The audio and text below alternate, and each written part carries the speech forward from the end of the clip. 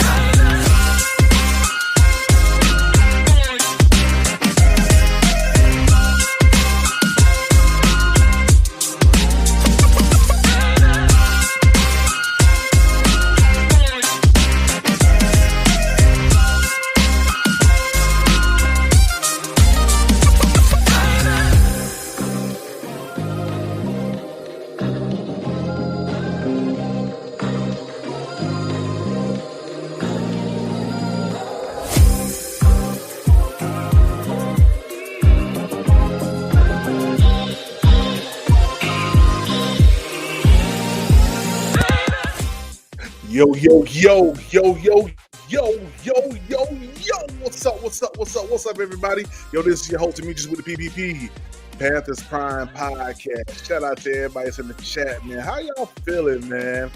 Yeah, 'twas the night before the Rams get steamrolled. Yeah, 'twas the night before the Rams get steamrolled.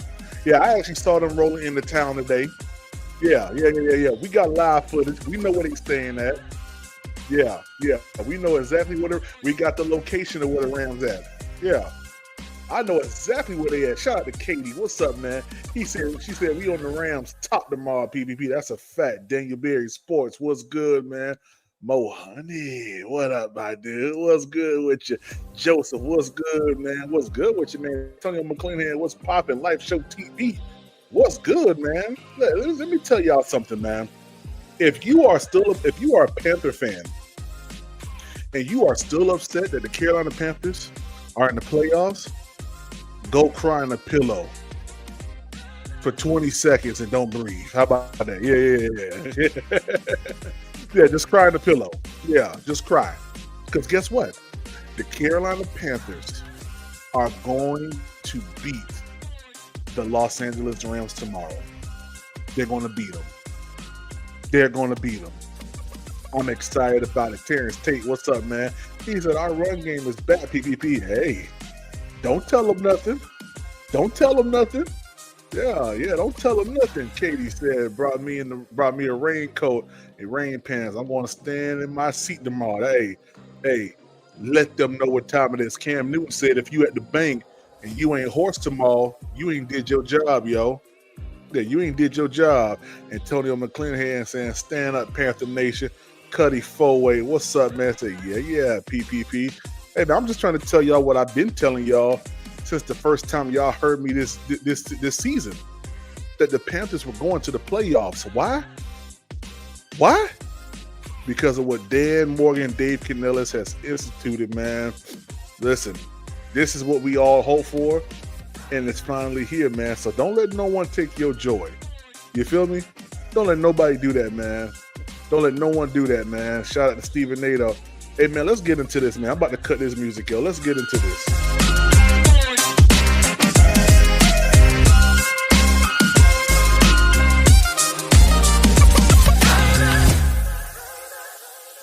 Yeah, let's cut this music. Because we got a lot to talk about, man. First and foremost, what's the word I'm looking for? Happy Wild Card Eve. I guess that's what you'll call it. Yeah, man. Happy Wild Card Playoff Eve. Yeah, man. We got some exciting news today, y'all. The Carolina Panthers told us today that they are going to not reinstate, but activate Robert Hunt back to the active roster, and he will, in fact, be playing tomorrow. Let me tell y'all something, man. For all those news analysts and everybody who has been talking some of some just obnoxious points today, and to be honest with you, for the past couple of days, what are you going to say tomorrow when Big 50 holds Jared Verse and grabs him like a little baby and slams him to the ground like the child he is? What are you going to say then? What are you going to say when Forbes gets routed up again? What are you going to say when Bryce Young, he ain't got to throw far, he ain't got to throw much. Yeah. He ain't got to throw much. Not in tomorrow's game. It's going to be raining. It's going to be windy. It's going to be Panther football. Yeah, it's going to be Panther football. Yeah, it's going to be Panther football tomorrow. Yeah, I know the Rams don't like to play in the rain. They got a little cute stadium out there in LA. A little cute stadium. Shout out to the Panthers, man. Hey, we're going to bury a Ram tomorrow. Yeah, we're going to bury a Ram tomorrow, y'all. I can't wait for it. I cannot wait. We're going to shut up all. He says, sorry, team. He says, sorry, team might win. Hey, who that records? Who that records? Let me tell you something, man. The Panthers are not only going to win tomorrow, but we're going to put the whole NFL on notice that when you pull up in the bank, it's on and popping. And why are you saying that, PvP? Because I got a very, very sneaky suspicion that every single playoff game that the Carolina Panthers play, it's going to be in the bank. I believe every single game that we play this year in the playoffs is going to happen in the bank. I've showed y'all multiple times how that can happen. And the way that can happen is with a San Francisco win tomorrow or Sunday over the Eagles. And we need a Green Bay win over the Bears. We get that. We're looking at another home game next week against San Fran coming to the bank. And guess what? It might be snowing. Yeah, you heard it here. It might be snowing. Yeah. It might just be snowing. Shout out to my dude Joseph. It just might be snowing. Yeah. And then to get another home game after that, we're going to need Green Bay to destroy the Seattle Seahawks. and we handle business here against the 49ers. And then we have another home playoff game right here in the bank 2 weeks from now. Guys, all we got to do is win the next 3 games. Next 3 games going to be in the bank. All we got to do is win them games. And we in the Super Bowl, baby. And then who is going – listen, let me tell you something. When the Panthers get to the Super Bowl, what's the conversation going to be then? They backdoor their way into the playoffs? Oh, that's 3 weeks ago. Yeah, we should. Yeah, y'all told us that we were the worst team. The worst team in the playoffs. I heard Stephen A. Smith say today that the Rams are going to utterly destroy us. It's not even a conversation. Let me tell y'all something. If y'all know anything about betting odds, I think you need to go ahead and bet on the Panthers. I'm just saying. You have everybody. I mean, literally everybody is against us. Terrence Tate said, Moten Lewis, Mays, Hunt Icky sound like a good idea to me. Oh, it's a beautiful idea, bro. Yeah, it's a beautiful idea. Matter of fact, it's our starting lineup right now, y'all. Yeah. I'm going to say this. Look for a whole lot of what we did against Las Vegas last year. Look for a whole lot of what we did against the Cardinals last year. Look for that. Look for Chuba's redemption game on tomorrow. Look for it. Just look for it. Say, I like that y'all got confidence with your team, even though with circumstances. Hey, let me tell you, man, every team got circumstances. But when we played this Rams team, Who Dat Records, back in week 13, our circumstance was we came into that game without a Robert Hunt. We came into that game without a Claudin Sherrills. We came into that game without a Rose Boom. We came into that game without a Trevor Morig. We came into that game without Cade Mays. We came into that game without J.C. Horn. Now, let me tell you something. That's a whole lot of starters that we did not have in that game that we got back this week here.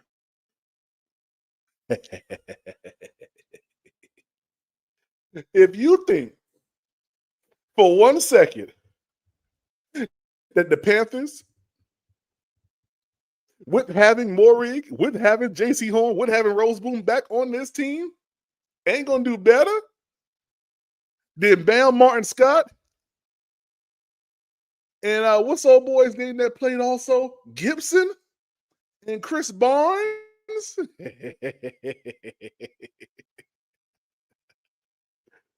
Oh, my gosh.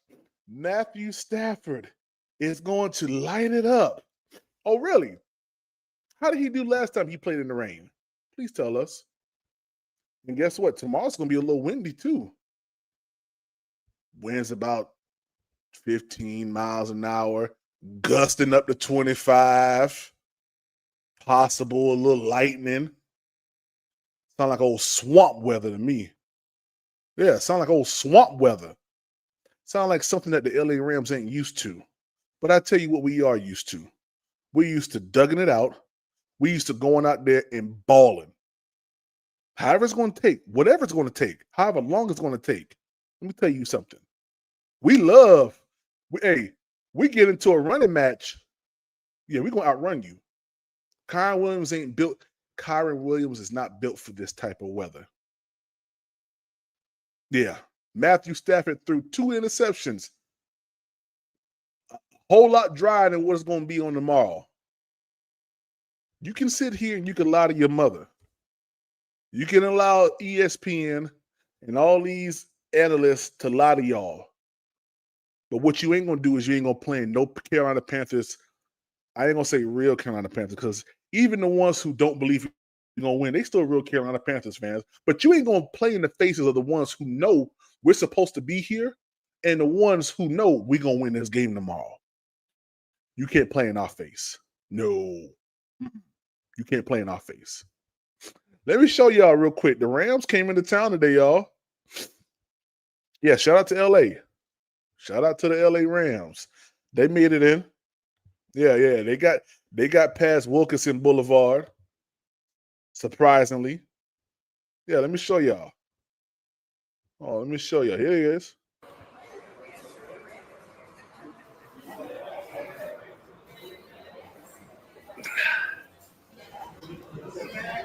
Yeah, that's the Rams right there. Look at them. Look at them now. Look at them. Look at the Rams. Yeah, I know where they staying at too. Yeah, they right up there at the JW Marriott. Right down the street from the stadium, right across from the Westin and caddy corner from the Charlotte Convention Center. Yeah, I know where they at. I might pull up tomorrow and heckle them. Yeah, I might just do that. I might just do that. Tomorrow might be the day y'all see PPP in real fan mode. Tomorrow might be the day. Yeah, tomorrow might be the day, man. Look at them. Look at them pulling into town. Look at them. Look at them. Look at the Rams holding up traffic. Who they think they is holding up traffic in our city? Look at them. Man, I wish I would have been there. I'd have cut in front of all 4 of them buses. Yeah. He said they coming in crapping on their pants, PPP. That's a fact. Yeah, hey, listen, I'm not worried about no Rams, y'all. I'm not. I don't understand why anybody would be afraid of them. They ain't doing nothing to us. All right, let's get into this real quick. You guys know we've had a lot of what's it called? A lot of little whatchamacallit fan events today for the playoffs.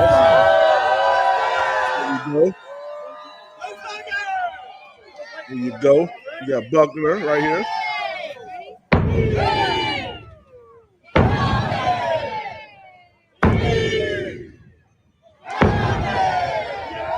Yeah, I ain't like the crowd energy. It was a little thin for me.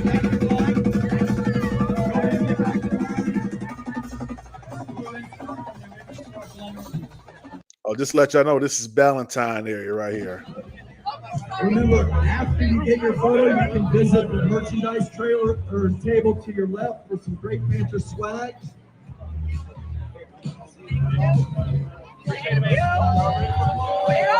Our community this week to let fans get up close and personal with this game. All right.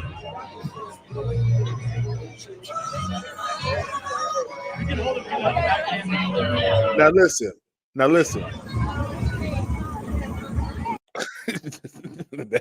Hey, that little wind caught that little boy right in the eye. Look at him.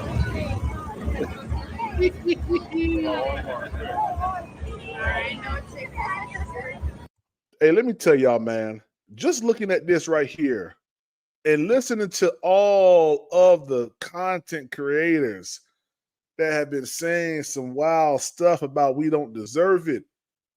Fans saying we don't deserve to be in this position. Look at this. See, Carolina Panthers fans that don't care too much about X's and O's and whatever, they're just fans. They're glad that their team won. This is what it's about right here, man. You know, this is what it's about. Leave your skepticism and all your negativity to the side. Let the babies, look at this man. Look at him. That's a grown man. That's a grown man right there. Look at that smile he got on his face. Wearing his Panthers gear proudly. Look at this lady. I mean, look at the kid right here, man. These kids are happy. And you mean to tell me you grown folks want to take this joy away from these families? It baffles me, man. It baffles me, man. Oh yeah, here we go. It's Bobby, aka Big Let Rob. me start over. Hello, world. It's Bobby, aka Big Rob. Boy, lucky, man. Oh my God. Yo. Boy, lucky, man. Hey, LA Rams, this is what y'all about to get, bro. Oh my God! This one is so fast!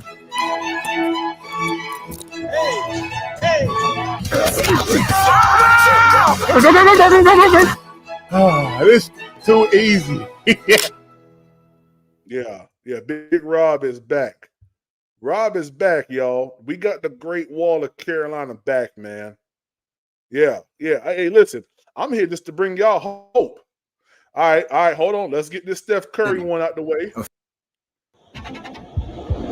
There's a sound building around this city, a feeling spreading across these states. Panthers hosting the Rams, and this is a rematch of Week 13. Breaking through the silence with a wave of nostalgia. When teams drive up to this stadium, we want them to fear that logo. There he goes! Strip the ball! They're not giving them the respect. Bryce Young's Panthers are scary. Don't doubt us. Don't doubt us. We got a lot of hungry people out here. Now hold on. Now hold on. That y'all heard he said right. Bryce Young. See. I be hearing fans saying the Panthers. No. Bryce Young's Panthers. Did you hear what I said? It's Bryce Young's Panthers. Man, stop playing with me, man. They're not giving them the respect. Bryce Young's Panthers are scary. Don't doubt us. Don't doubt us. We got a lot of hungry people out here. It's not hope. Brilliant throw from Bryce Young. Not optimism. And the Panthers make a statement. It's belief. We don't care, we just get it done. Because hope doesn't hang banners. Hey, I got your back half mine, bro. Every play, bro. Here goes Chuba. 10-5, touchdown. They can beat anybody on any given Sunday. These seats, remember. They remember. They mark our place.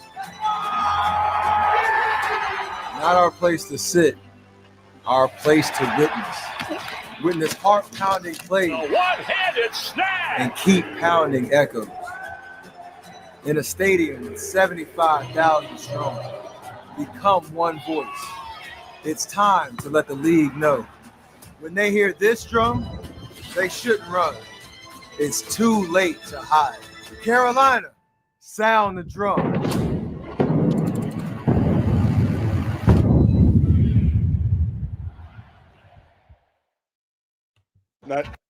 Now, you mean to tell me that you, as a Panthers fan, what up, Chris? What up, Griggs? You mean to tell me that tomorrow, you as a Panther fan ain't gonna be sitting here excited? Man, go lie to yourself, man. Don't lie to me, man. Don't lie to me, man. Hey, Terrence, man, let me tell you, they're gonna have them, bro.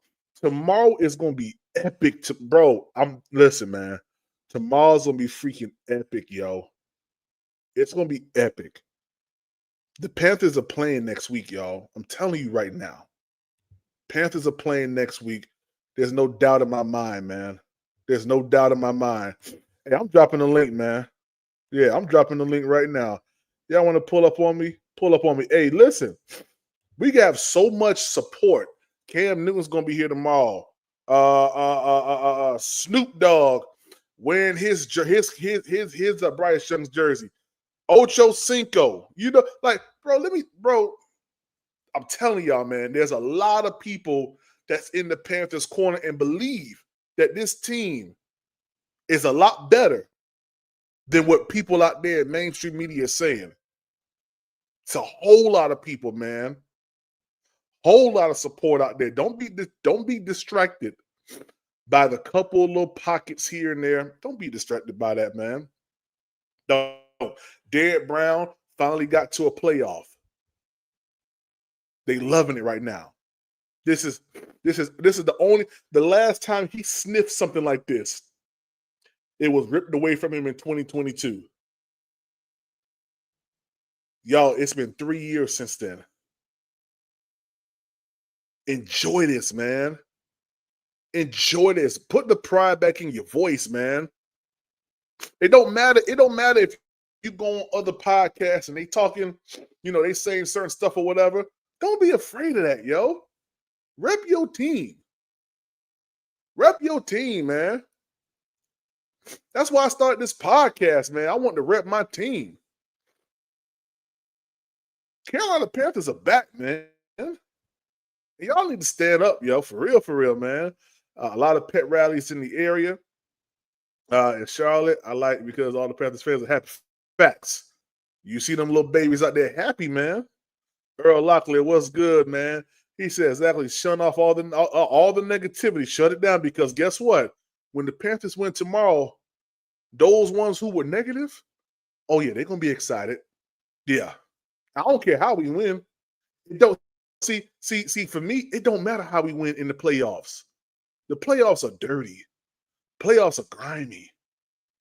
It's you listen, it's win or go home. That's what it is. And we want to, at the end of that game tomorrow, I want to be singing Sweet Caroline. Real loud. Like so loud that my neighbor's gonna hear me. So yeah. Like, listen, man, you can't crush my spirit right now. I'm too hype. You can't knock me down off my high horse. I'm too high.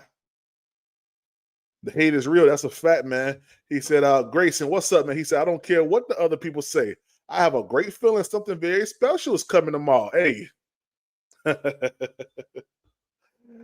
Yeah, we're getting ready to get to that old, what's that? I think we have the divisional round, then the conference round. If I'm not mistaken. I believe it goes divisional, then conference. We get into the conference. Yeah, we're going to get to that conference. And we're going to beat the Green Bay Packers. I'm telling y'all, it's going to be Green Bay in Charlotte in 2 weeks. We're going to play the 49ers next week. Then we're going to play Green Bay. We're going to beat them. I'm just telling y'all what I know. He said, I can feel it coming in the air. Hey. Let me tell you, man, Django, it's there, bro. It's there, bro. He said, I'm just saying we might make it to this. Hey, listen, y'all heard me in the offseason. Y'all heard me say Panthers going to make it to that old bowl game. And everybody kept saying, PP, what bowl game you talking about? Ain't but one bowl game in the NFL, baby. Ain't but one. So when we make it, when people say, did nobody think the Panthers could make it? Y'all tell them that there's a big head nigga down there in Charlotte named PPP that said that. Yeah, and we got the tape to prove it. Man. Like I said, links in the chat, guys. Links in the chat. I'll be very, very interested to see what their injury report is for. Let me pull up the Rams injury report real quick. See how that's looking. Hold on. Dad said, play them Instagram videos, PvP. I can't. It got a little too much music. Yeah, just a little too much music. Let me play this one more time while I find out the Ram stuff. There's a sound building around this city, a feeling spreading across these states. Panthers hosting the Rams, and this is a rematch of Week 13. Breaking through the silence with a wave of nostalgia. When teams drive up to this stadium, we want them to fear that logo. They're not giving them the respect. Bryce Young's Panthers are scary. Don't doubt us. We got a lot of hungry people out here. It's not hope. Brilliant throw from Bryce Young. Not optimism. And the Panthers make a statement. It's belief. We don't care. We just get it done. Because hope doesn't hang banners. Hey, I got your back half mine, bro. Every play, bro. Here goes Chuba. 10-5. Touchdown. They can beat anybody on any given Sunday. These seats remember. They remember. They mark our place. Not our place to sit. Our place to witness. Witness heart-pounding plays. A one-handed snag. And keep pounding echoes. In a stadium with 75,000 strong, become one voice. It's time to let the league know When they hear this drum, they shouldn't run. It's too late to hide. Carolina, sound the drum.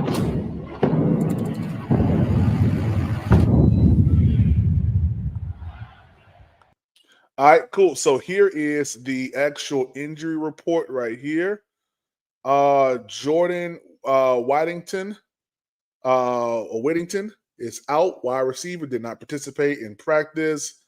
Look like he's going to be out. Kevin Dotson, he's going to be out as well. Josh Wallace is questionable, cornerback. Terrence Ferguson, tight end, is going to be questionable. Darius Williams looks like he was a full participant in practice. He had a personal situation. They had outside linebacker Byron Young on a rest day. Did not participate in practice, but he probably is going to play. Quentin Lake, this is the safety that everybody has been talking about, at least on the Rams side, that they feel is going to make a difference tomorrow. Shout out to Saints Full Circle Podcast. Say, PP, you know what you got, PPP, you know what go rep for the South. Hey, all I see is good luck tomorrow. Thank you, my brother. Hey, thank you, my brother. Yeah. I think you said, you know what go rock. Yeah, that's straight up. That's straight up Bayou talk, y'all. You gotta read that like you wrestling an alligator and eating crawfish to understand. Shout out Saints Full Circle, man. Try to give you goddamn tongue twisters at dogs on 10:30 at night. Shout out to you, man. Dr. Mike, what's up, man? He said, have y'all heard the remix from Braden Music? Who that is? Yeah, who that is? Is he a Panther fan, Dr. Mike? Yeah. Is he a Panther fan? I don't know who that is. What up, Tyrone? Said, keep pounding. Von Geechee, what's up, man? Said, something tells me Excel will have a good day. Yeah. All right, so Quentin Lake is their safety. They say he's back. He's good. Devontae Adams, hamstring. He said he was a full participant. Tyler Higbee, tight end. Braden Fisk, ankle, full participant. And so those are the actual injuries or inactives, possible plays, and for people who will be playing on tomorrow. Oh, real quick. I know this is a Panthers podcast, but I know I'm from Miami. Shout out to them boys from Miami. Yeah. Shout out to the U. Yeah, shout out to the U. He said Cam at the end. He said, yes, trust me, it's good. Okay, I'm gonna have to check it out, man. Dr. Mike, I'm gonna have to check that out. Yeah, he said, go rep for the South. Good luck. Okay. Shout out. I told y'all that first one you had to read like you was a Bayou kid. You had to read like you was in a swamp getting ready to jump on an alligator with some crawfish in your pocket. Yeah, man. Dr. Cardiac, what's up, man? Hey, big day tomorrow, baby. Big day tomorrow, Dr. Cardiac. Yeah, big day. Yeah, I'm going to check that out, Dr. Mike. I'm gonna look into that, man. I probably can't play that whole thing on here, but yeah. It's going to be good, man. He said wrestling with an alligator sound like a Muhammad. Yeah, that's a fact, man. Hey, 336, that old bowl game. Yeah. Ain't but one bowl game in the NFL. That means something. You know I ain't talking about the Pro Bowl. Y'all know how I feel about that. Yeah, ain't no Pro Bowl. That old Super Bowl. I told, and 336 no, because 336 told me, yeah. I'm about anytime 336 hears something he don't want to hear, he was like, all right, y'all, I'm out. I had all them boys leaving, man, in the offseason talking about, yeah, PPP done lost his mind. That brother said 14 and 3 or 13 and 4 and Super Bowl. Oh yeah, they thought I lost my mind, y'all. Shout out to Chris, man. Chris said, keep pounding. Hey, Chris, man, keep freaking pounding, bro. Yeah, keep pounding, man. The Panthers are going to win tomorrow, bro. I ain't worried about it. He said, oh, yeah, I'm in the bed like a kid waiting on Christmas. Hey, man, only reason why I'm going to get some sleep tonight is because I got a Zoom meeting at 10 o'clock that I got to be attentive for. If not, I'd have stayed up all night long and talked to y'all, man, and streamed and played video games, bro. Because tomorrow's a whole holiday. Yeah. And if when the Panthers, I need to go ahead and put my PTO time in for next week because I'm going to be off. If the Panthers play on Saturday, I'm going to make sure I'm off. Now, I think next week they'll probably have it back-to-back on Sunday instead of having all these extra games or whatever, man. All right. He said either 41-9 or 41-41, 41-44. Hey, man, y'all drop y'all score predictions in the chat, man. I'm going to drop my official score prediction right now. I think the Panthers are going to beat the LA Rams 35. No, let me think here because that was before I knew what the weather was going to be. I'm going to say 27-17 Panthers. 27-17 Panthers, yo. Heavy run day. Tomorrow should be a national holiday. Hey, Dr. Mike, that's a fact. Yeah, don't talk to us if you don't start the conversation off with keep pounding. Yeah, that's how you greet us tomorrow. Yeah, you bow. If you're a Rams fan, you bow down and you say keep pounding first, and then we'll think about talking to you, you peasants. Yeah, don't let a Rams fan fool you. They lost to us. Don't let a Rams fan fool you. They lost to us. This isn't like, oh, they beat us in the regular season and we gonna get no. We beat them. They're peasants to us. Every Rams fan is a peasant. They mean nothing. They're low class. They're not going to win. All right. Dr. Mike said, PPP, the Rams secondary is weak. Should be high scoring. That's why I say we either are going to shoot out or blow. Hey, listen, let me tell you, the only thing about it is it's going to be raining and the wind's going to be gusting and stuff going to be moving around a little bit. Ball may be thrown out off trajectory. So I think tomorrow may be a game in which, we ground and pound on the ground. I think tomorrow's going to be that day, man. And what better person to have back than Robert Hunt, the ground pound man himself. Yeah. Y'all, let me show y'all this, man. Tomorrow's must-see TV, y'all. Tomorrow's must-see TV, man. Bryce Young, T-Mac. It's must-see TV, y'all. We ain't worried about Puka Nacua. I'm telling y'all, we held Puka Nacua down to under 100 yards when we played him, y'all. See, this is the stuff that people don't realize. We did that without Steve J.C. Horn. We did that without Roseboom. We did that without Morig. Bam Martin Scott playing, Chris Barnes playing, Gibson playing. Not bad players, but just think about that. There's not going to be anything to stop us tomorrow from getting after these boys. I'm telling you right now. I think by halftime the score may be 17-0 Panthers. Maybe 21-0 Panthers. It might be. Big blow up by halftime. Nasser's going to be saying, man, I just don't know what's going on. The MVP ain't looking very MVP-ish today. Yeah, these are things y'all going to hear. Yeah, these things y'all going to hear. Say lamb chops tomorrow. Yeah. Give me the whole thigh. Medium well. Give me the whole thigh, medium well. I'll take it. Yeah, I'll take it. Live Show TV said, man, we about to get that. We about to get that ram in a bucket. Oh, man. Little church humor there, man. So I also got, bro, I forgot. We got David Moore back. Now I know a lot of people don't associate David Moore with like high playing, capacity. But let me tell you something.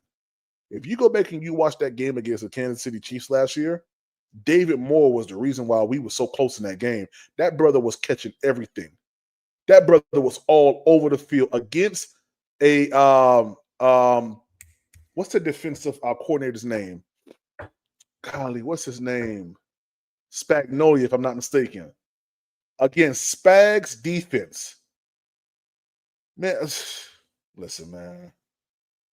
He said Matthew Transfer is not getting. Yeah. He's not, man. He said Excel snaps gone. Yeah, man. Hey guys, I'm not gonna lie. I think Excel gone by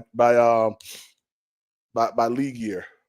I think we getting ready to see the last little bit of Xavier Legette. And God Almighty, please don't let him be the reason why we get kicked out the playoffs for whatever reason. If it did happen, don't let it come on Hitbook, because boy, y'all thought Xavier Legette was getting some scrutiny. My gosh. Boy, let me tell you something here. I'm going to feel bad for the brother. And I want him gone. Joey Links, what's up, man? What's popping, yo? Said DB got his homie, got his Bobby. Hey, I was trying, let me look up the Panthers inactives. I was trying to find, let me see, Carolina Panthers inactives. I was trying to find Chandler Zavala. Okay, here go the injury report right here. I know Chandler Zavala's not going to play. Okay, Bobby Brown. Ooh, Bobby Brown was a participant in all of these. That's nice. We got quarterback Robert Rochelle, who was good. Claude Shirless, here it is right here. So he was a full participant on Tuesday, Wednesday, and Thursday. Bobby Brown was limited on Tuesday. He was a full participant on Wednesday and Thursday. Robert Rochelle, limited Tuesday, Wednesday, Thursday, full. Tershawn Wharton, full participant. Robert Hunt, full participant on all those days. Zavala, he was a full participant, but he's out. Derek Brown, a non-related injury. Okay. Ashawn Robinson, Tuesday. Okay, he had a rest day. Okay, so they rested Ashawn Robinson. Yeah, we need him. Yeah, we need Ashawn. All right. Kevin Dotson is out. Jordan Woodington is out. Terrence Ferguson is questionable. Josh Wallace is questionable. Devontae Adams is unspecified for game status. Okay. All right. Well, that's where we at right there, guys, with that. Yeah, that's where we at right there. So he said we need to release Chandler. Yeah, 336 said, I like Xavier getting now, and I want him to stay, but I will combine him to get the number. Hey, it's all business, baby. It's all business. And guess what, 336? Unfortunately, when we let players go, they don't work out nowhere else. Nah. Only one, and to be honest, and I'm talking about before Bryce. Like, think about this. Mingo, we let him go. What he doing? We let DJ Chark go. What he doing? Hayden Hurst, what he doing?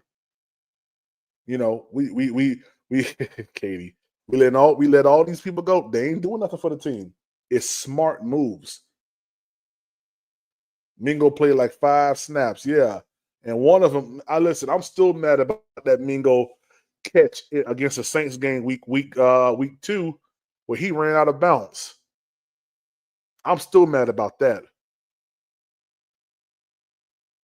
I'm still mad about the Tennessee Titans game where he threw his body out of bounds. He threw his body out of bounds. Trying to bro. And we sat here and we watched that play over and over again, bro.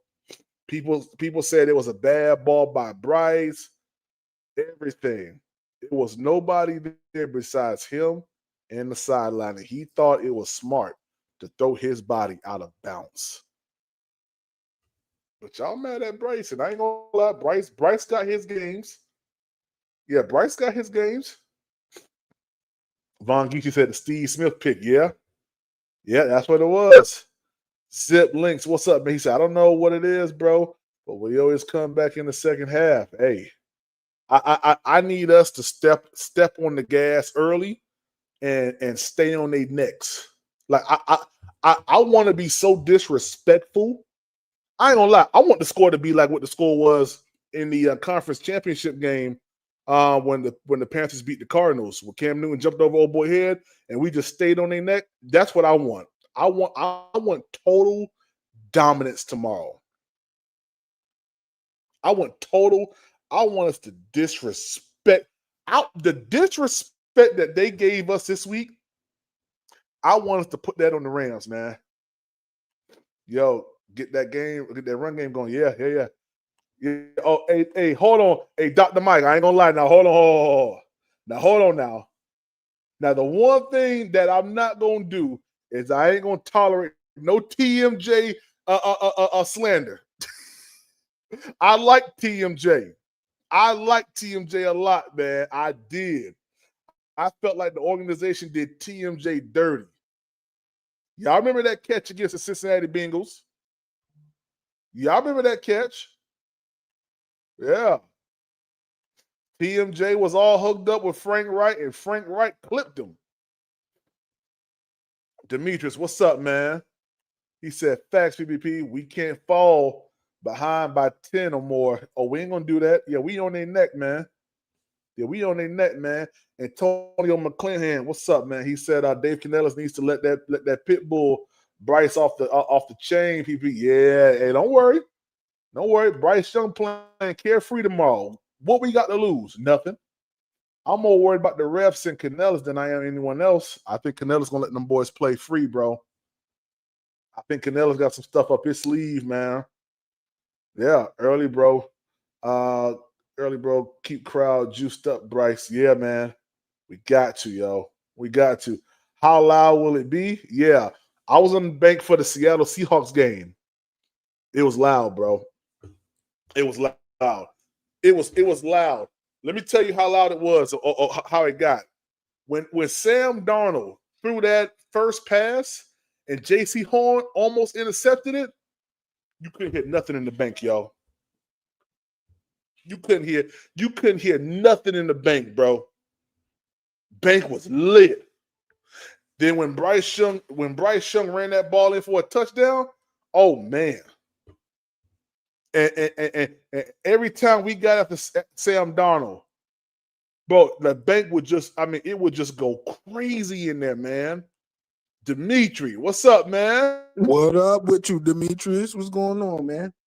Good, Demetrius. Now, look, man, I got to tell you something, bro. Now, your name Demetrius, man. To whom much is given, much is required, bro. I know it's hard, bro, but we just can't be having crazy takes, man. Come on, man. Terrence Marshall Jr., man. Oh, man, yo, we only picked that man. We only picked that man because we thought the Saints was about to pick him, yo. I always thought he was going to be a bust after they showed that clip of us in the draft room. I'm not saying that whatever you saw before the draft, it was crazy for you to bank on that. But to me, I never got over that clip. Like, oh, the Saints are about to pick him. Well, let's pick him here. What about we like him, or here's where he is on the board, or we don't care if the Saints pick him because we don't want to draft him here. So yeah, that's just my personal. You think Terrence Marshall Jr. wasn't a good pick though? But the traits, height, and all that, and he probably would have 1,200 yards the year before if he didn't play 7 games because of the COVID joint. But my whole thing is this: when your logic for the pick is we're only picking them so the Saints don't pick him, you know, it's like, what was your grade on the guy? Did you even have a second round grade on him? Because for 95% of his career, he looked like a 4th round pick or less. So you know, that's just my my I personal got you. opinion. But you know, as someone that's named Demetrius, I hold you to a higher regard too. And what's up, my guy? Go ahead, my guy. I don't think you remember TMJ burning that dude in Atlanta. Bryce Young kind of okay. Do you also remember 2022, that only touchdown that we got in the Bengals game, one-handed catch by TMJ? Can you do me a favor, since you know we Demetrius as well, just make up shit. We come with facts. Hey, pull up the stats, my guy. Let's pull up the stats, man. I know the stats Pull up ain't the good. career stats. The stats ain't good. No. I'm not even trying to do that to you, yo. You know, it's always respect. I always respect your football IQ. I actually just want to see what he got over a few seasons. I know, like, as a, you know, like in general, it don't look good, but I just want to put my eyes on it. But that was, this about to be sad. You know what it was, PPP? Now that you said that, I think it was that he would make a catch like that. There was a game we played the Colts when Steve Wilkes was coaching. And PJ Walker was at quarterback. And he had a few long, like, matter of fact, at that time, he had like 3 really good games. That was the Steve, I think Steve Wilkes unlocked them, bro. Yeah, I think that was the frustration with him, though. It's like, bro, you show that at worst you should be a great number 3. But some days you just don't even show up, man. So I just think it was one of them things where you know, sometimes they bust out, man. Yeah. And I mean, bro, Matt Rule drafted him, bro. Matt Rule really only gave us 3 players worth talking about, maybe 4. And Marty Herney forced him to draft one of them. That's why they fired him the next year. Talking about DB. Well, I'll say this. My remembrance of TMJ was definitely in this 2022 season. Yeah. And Steve Wilkes. Yeah, Steve Wilkes. And how many games did he play in 2023 with Bryce? I thought we must have traded him after. Let me look that up. When did we get rid of I thought we got rid of him before the season started in 2023. No, we didn't because I said he threw a pass to him in Atlanta. When did the Panthers cut Terrence? But PPP, why are you looking that up, man? I'm with you, bro. I'm like, yo, Canales. It don't matter how, like, I know you got your personal opinion of Bryce's strengths and all that, and you're gonna make good, you know, you got further evaluation to do, and this game is gonna go a long way. But for this game, just call the game like you don't got shit to lose, bro. Because you really don't. Like, so you know what I'm saying? Call the game as if you believe you got, you know, Patrick Mahomes down there, and see what happens. Yeah, we actually let him go, and right before the season started, y'all. Yep. We cut him August 27th. Yep. Yeah, he didn't make the cut.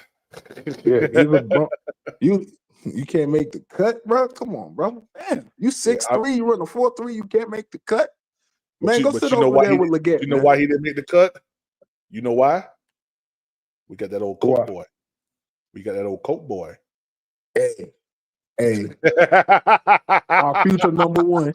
I'm about to get a Jalen. Hey, bro. I'm getting a Jalen Coker jersey. Hold on. Our future number 1? I'm not saying over T-Mac. I'm saying like in addition to T-Mac, like a 1A, 1B type of thing. 1A, 1B. Yeah, like a Chase Higgins type of joint. My bad. It did come out like that. I got you. Hey, you know what? No. I think look, bro. Lord, please keep that man healthy, bro. If T-Mac healthy, bro, I think he'll be a top 5 receiver within 3 years, bro. Yeah, Bryce Young throwing him that rock the way he's throwing him, man. I think he's gonna have a comparable career, but better than Mike Evans, just because he started off a little bit better, like initially. You know what I'm saying? But I think I think we got at least a Hall of Fame. We at least got Mike Evans in the Panthers jersey. I'm not saying he won't be better. I think he will. You talking about with the Coke boy? Oh, you talking about with T-Mac? T-Mac. Yeah. Gotcha. Yeah. If you look at, I think Mike Evans is like 1 inch taller and maybe like 15 pounds heavier, maybe. But other than that, you know what I'm saying? Yeah, I got to break mean, down the shit. games and stuff to not throw out a lazy comp, but that's what I think of. Is like, damn, we at least got a Mike Evans. Yeah, we do. You know who I think is going to have a resurgence tomorrow, bro? This guy right here, Chuba Hubbard. Yeah, Chuba. Yeah. He gonna have to, man. Yeah, Chuba's going to have We a gonna huge have to, bro. Because it's not that Bryce. I think Bryce is gonna have a great game too. But one of the things that Canales said, I know you heard him say it, was I'm ready for them not to go man coverage on 4th down. So he said, well, earlier in the year or like the middle of the year, when teams saw us start taking advantage of them single high looks, they stopped doing the single high looks. They give us the clear picture in the one-on-ones. So now they play a lot of zone. So, you know, them over the top those. I'm not saying he's not going to be able to make any. It's just not going to be a clear picture. So I literally think we're going to have to, like, bro, we need 150, bro. At the worst, we need 120. But if we get like 120, Rice got to have like 300. Or even like let me be realistic, like 250. If we got 120 on the ground, Bryce need at least 250. I think he'll do about 225 tomorrow, 250 maybe. You know, it's gonna be a nasty day tomorrow, man. You know, that's why. Listen, we get over 200 on the ground and we win. I ain't mad at nobody. I mean, I don't really care how we win as long as we win. I just know this is gonna go a long way towards determining a lot about what we're gonna do in the offseason, bro. Yeah. Hey, shout out to Dr. Mike, man, for that super chat. He said, our wide receiver catch rate in QBR when targeted. Tremaine, 78%, QBR 103.7. Coker, 77%, QBR 117.8. Jimmy, 73%, QBR 93.4.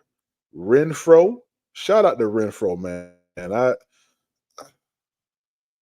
going to say what I got to say after I read this, but shout out to Renfro, man. 58% QBR of 90.1. T-Mac, 57%, QBR 83.2. And the wonderful, illustrious, magnificent Xavier Leggett. That's your boy, man. That's your boy, yo. 54%, that's what that nigga said, yo. QBR 67.4. Yeah, it's easy just based off that to see what type of time we on as an organization when it comes down to Leggett, man. Bruh, can you be mad? I'm not even mad at Canales. He gave him more than enough chances. He gave him chances, bro. PPP, how you run a 4-3, but we don't never see you catch no bombs. But Coker catch at least one a game. Come on, my nigga, you run a 4-3. Like, we never see you get a loose, never. And never. You know what? Never mind. Let me make a more intelligent argument. It's not that for me, PPP. It is the lapses in concentration. When you can't make a basic NFL catch and drag your feet, when the DB basically gave you the catch because you did actually run a good route, you can't drag your second foot. Like, there's nobody on you. It's not a 3rd down catch. This is a 1st down catch that they giving you. It's an 8-yard game. You can't get both feet down, bro. Yeah. Multiple times. Yeah. He can't, like, bro. The concentration is not there, bro. Now I see why he didn't catch that ball. It's my gosh, bro. Don't bring it. Oh, my gosh, bro. Like, let's keep it real. Come on, PPP. We got to, bro. Come on, bro. You know, most of the time, Coach Speak is like, I would have liked to see him, and he should have, and he should have. Yo, this how pissed Canales was. Canales said he has to make that catch. In the post-game, yo, bro. Come on, bro. I think Canales said it right there at that point. Yeah. When your coach is talking like that, and in his first year, he got a chance to beat the eventual Super Bowl champions. We don't know it then, but you know what I'm saying. Like, but yo, come on, son. Come on, PPP. Yeah. Like, and Dimitri, that's why I keep saying to people, man, Like that's the reason why my record prediction was what it was, man. 13-4. We ultimately went toe to toe with Kansas City. We was down 20-9 in that game, and we didn't only run our way back into that game. We passed the ball. Yeah. I mean, so, bro, like when people say Bryce Young isn't like new to like high stakes games, bro, that's true. He is not new to high stakes games, bro. So I don't know. Go ahead, talk your talk. He's not new. So I agree. He's not new to games with high stakes. Here's the thing, though. What does Canales do to get him adjusted to the game speed? And I know you know what I'm talking about because like you used to coordinate for your teams and they were really good and everything. But and I know you listen to like NFL coordinators, so like the Sean Paytons, Andy Reid's, the McVays, and everything. They always say at the beginning, I want to get my quarterback some layups, some easy throws, just so he get confident. So he kind of loosens up. Then I could do my thing. What does Canales do to not only get him easy throws in general, but to get him adjusted to the fact, like Bryce, that window gonna be open and it's gonna close a second faster because it's the playoffs, bro. Facts. So I really want to see what he does with that. Oh snap!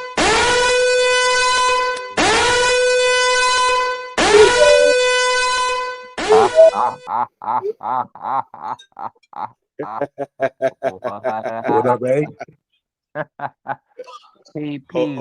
Go ahead. What up, shoot? Hey, go ahead real quick. Shooter, talk your talk. Let me talk to my son real quick. Go ahead. Shooter, what up? What up, fam? Hey, come on, man. You know what it is.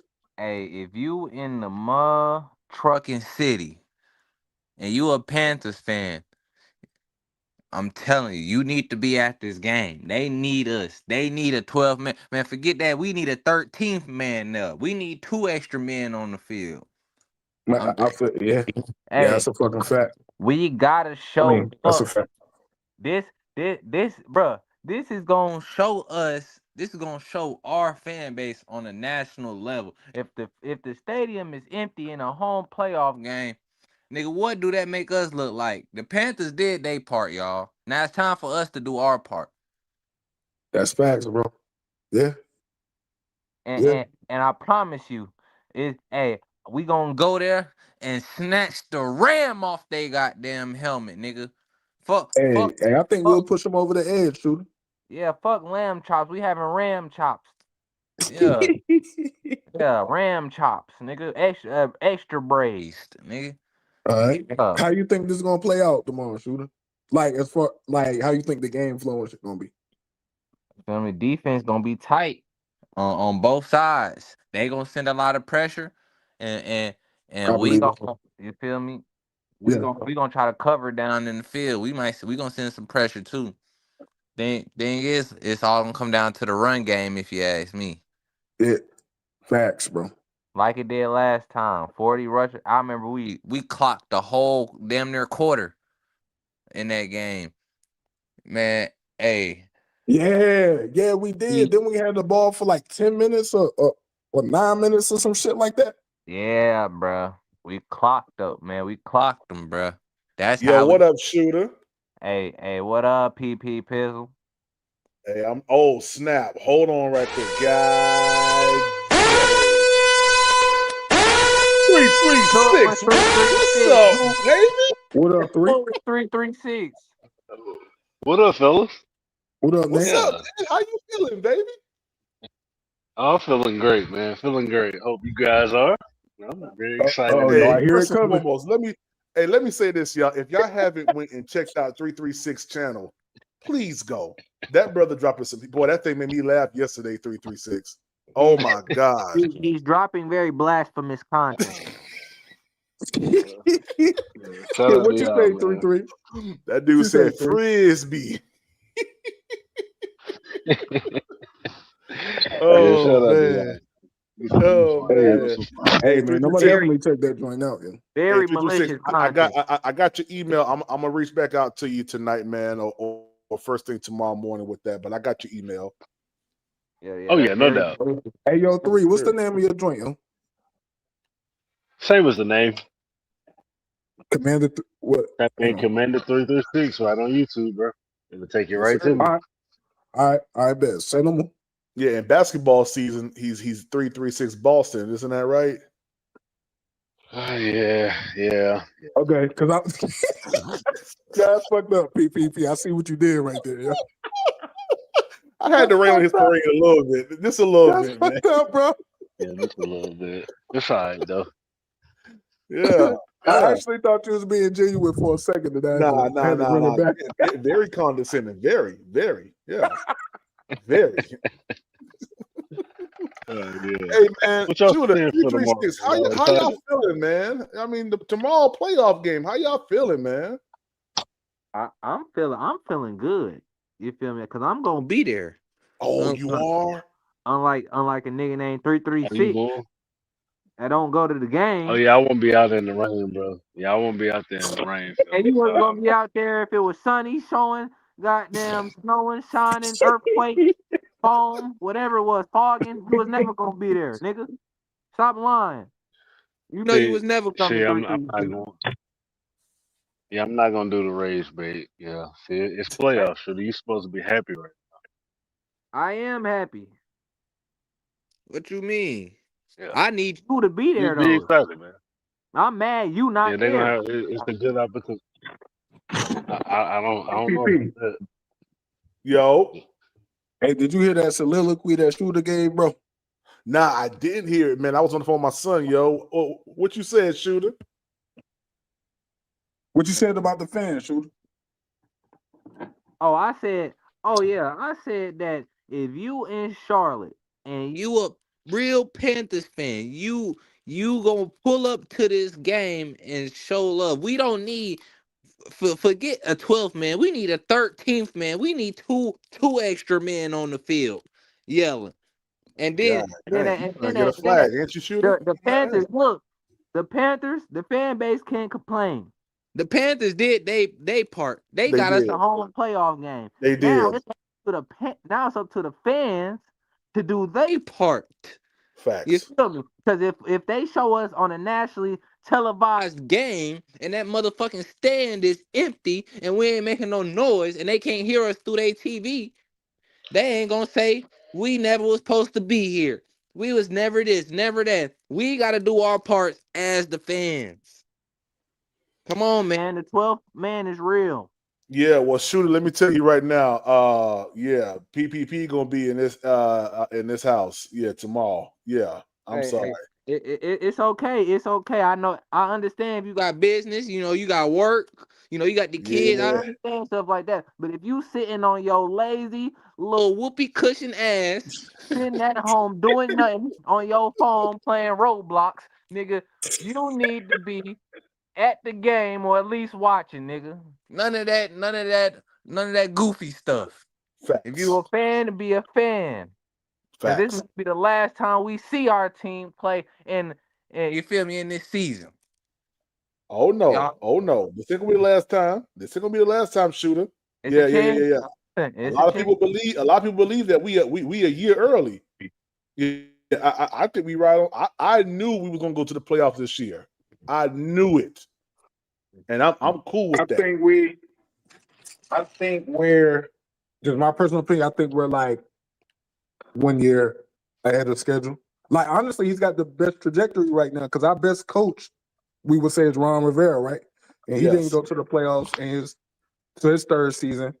John Fox didn't go to his third season. Yeah, Dom Capers went right off the bat, but that's because we spent all the money in free agencies. That's what Big Cat wanted to do to get the interest of the team up. But anybody that had to start from square one, most of the time it took them 3 years to get there, and Canales did it in 2. So that's the only reason I feel like we won. You know what I'm saying? We 1 year ahead. Yeah. I did an episode earlier this year, and I said, "Will Dave Canales be the coach of the year?" I have a very, very strong opinion about that. Panthers make it to the Super Bowl, he's definitely going to be the coach of the year. Definitely, hands down. Ain't no ifs, ands, or buts about it. You take a 2-15 team that ain't doing nothing. that ain't put forth no effort really like that, man, and you get us to a playoffs in your second year. Not I only that, love you you, get us to the PPP, Super Bowl, but I think man. Shoot. that's gonna be. I love you, PPP, but I gotta keep it real, bro. I think that's gonna be Mike Vrabel, bro. Only cause he flipped them from 4-12 to 12-4. And then Drake May was in the MVP conversation. He was my MVP just because of what he did total. But I didn't know that Stafford has thrown for 4,700, 46 and 8. So yeah, he'll probably get it. He'll probably get the MVP. But I Nah, they think it's give gonna him be the Mike MVP Vrabel. Drake May. Huh? They give him the MVP Drake May. I'll put money on that. I mean, that's who I thought it should be, but niggas say, niggas feel like Stafford was statistically so good that I'm saying you just had a nigga in his second year lead a team into you feel me? Into yeah. they I won agree. Debate. the best record in football, right? What you say, 3? It's gonna be a debate. I'll put my money on Definitely gonna be a goddamn debate. on Yeah, I'm If putting Drake. my you're going money. I'm putting my overall the money on Dave difficulty, I'm going Drake Canales. May. But if you're going stats, which a lot of people do, it, like damn, 46 and 8, like damn, 4,700, damn. But he done had some shitters. He done had some shitter games. He had like 2. This now here's something interesting for tomorrow too. So Stafford has the most. There's like an analytics thing from like PFF. He has the most turnover worthy plays against cover 3, and we run cover 3 the second highest rate in the league. Mm-hmm. So that's something interesting too. So be interesting to see that tomorrow. Oh yeah. We gonna listen, man. That's why I call the Rams peasants to us. We beat them already. We beat them running cover 3 without starters, without J.C. Horn, without Rosebone, without Morig. Bro, what do you think is gonna happen tomorrow? When you see Robert Hunt running out there on the goddamn GC counters, running out there in space, blocking, Morig in the box. But don't forget, we got Bobby Brown playing. Yes, sir. Yes, sir. Bro, like, PPP. Go ahead, Demetrius. Man, go PPP, I ahead, love man. you, my guy. I love you. We be talking about Bobby Brown. That's all I was gonna say. Oh man, bro, Bobby Brown, my you're dude, the only bro. person that be feeling me on Bobby Brown. Bro, Bobby Brown's good, man. And I said this in the offseason, bro. I said that brother is a bona fide nose tackle. Like, bona fide. Yes. Yeah, bro. Turk Warren is not what we needed at no. Turk can play 3 tech. He can play 3 tech. Played 3. Yeah, he can But play he was 3 an tech. That's overreaction. fine. Is that what you think, PPP? Would you say that? What? I feel like Turk was just an overreaction to not getting Milton Williams, and I hate it. But when Milton Williams healthy, I see why we wanted that nigga. Trust me. Yeah, but shoot, he ain't been healthy. Yeah, you're right. Yeah, that's the the stability problem. is availability. Yeah, he ain't been healthy. So I ain't gonna lie. I know that was a big conversation in the back in the offseason, when we was going through all this, but I mean, heck, it kind of worked Turk out ain't been for us. healthy either. Though. Who? I said Turk ain't been healthy either though, but Turk ain't been healthy. we did pay Turk a lot less. Yeah, a lot less to be yeah. Mm-hmm. Yeah. Hey, listen, I ain't gonna lie, man. I ain't got no worries tomorrow, bro. I got my checks that I'm gonna order. I'm gonna get my lemon pepper wet tomorrow. Yeah, I'm happy. 336, I'm happy. Yeah. You happy? 336, I'm happy. I got one That's what's up, man. I'm happy for the fans. I love all the fans here, all the pep rallies and all of that. I love all of it. It's beautiful. 336, seeing them babies happy, man. It's beautiful, man. Go ahead, Demetrius.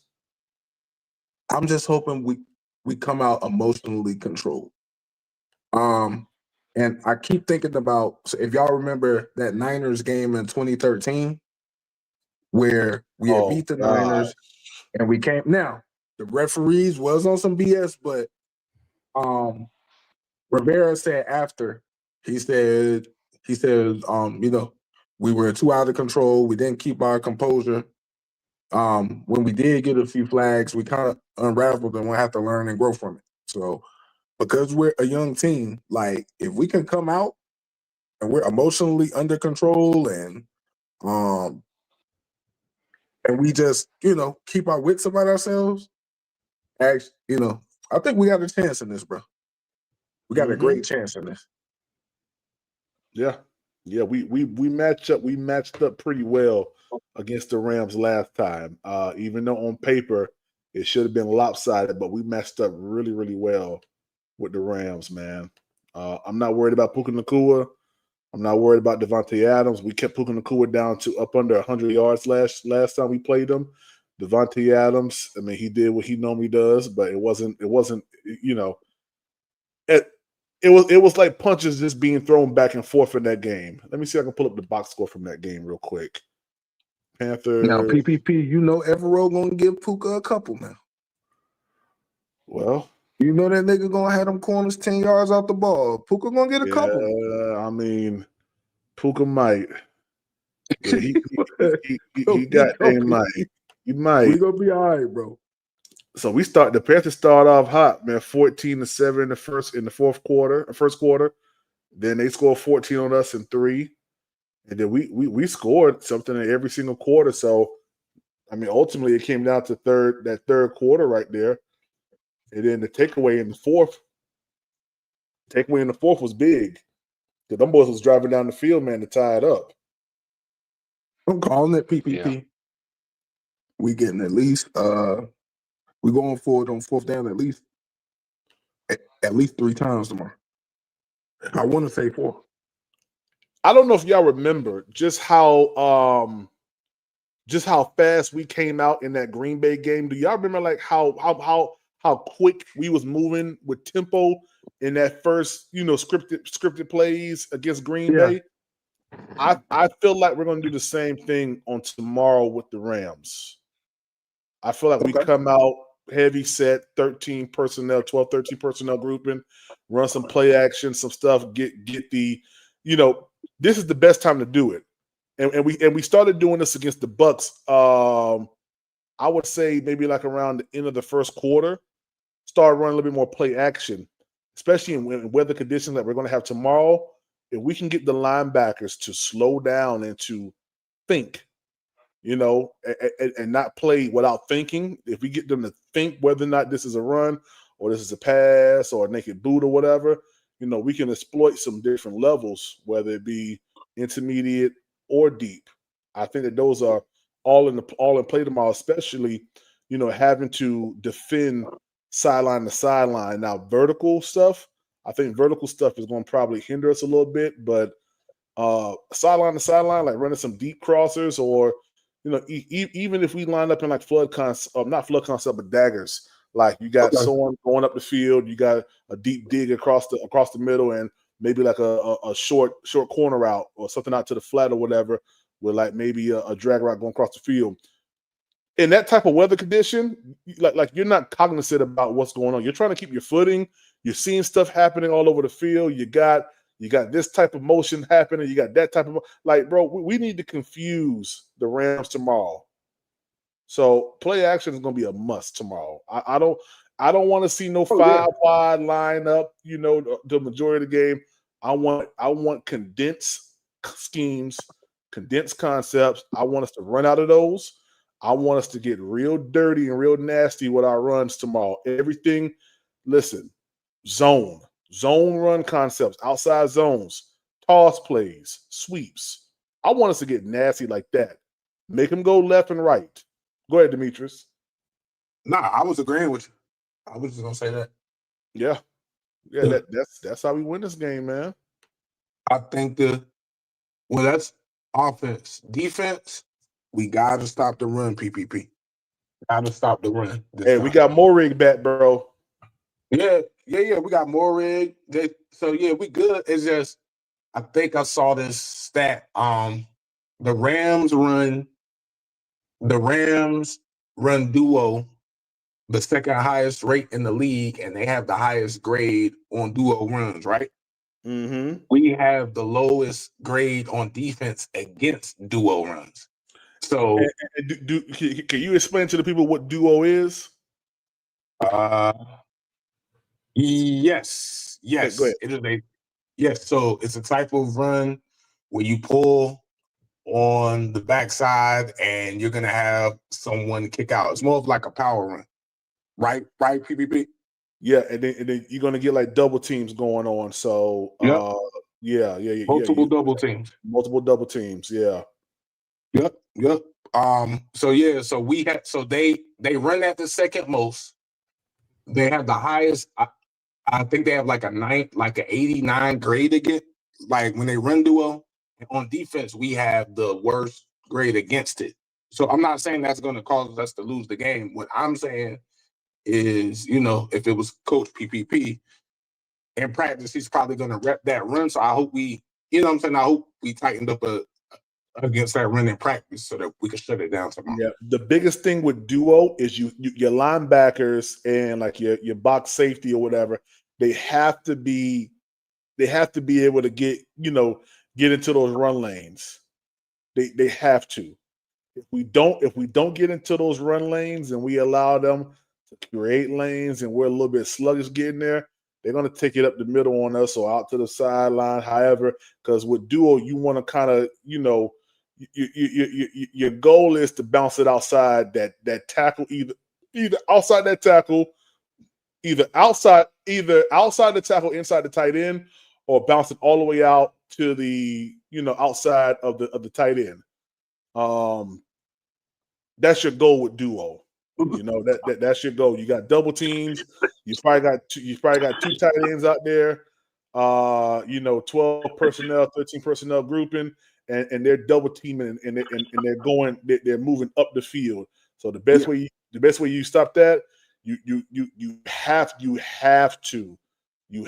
play a little bit closer to the line of scrimmage. You have to, and sometimes that's not what we like to do. So it's going to be important for our second line of defense to kind of like get going with that and stuff it. But the one thing about this is I love my chances with Derrick Brown, Bobby Brown, especially with Nick Scourton coming into his zone right now and beating double teams and beating one-on-one man situations, man, and still making tackles in the backfield. Like Scourton has been a welcome sight since we lost Pat Jones, which I'm hopeful that Pat Jones comes back next year. What injury did he have again?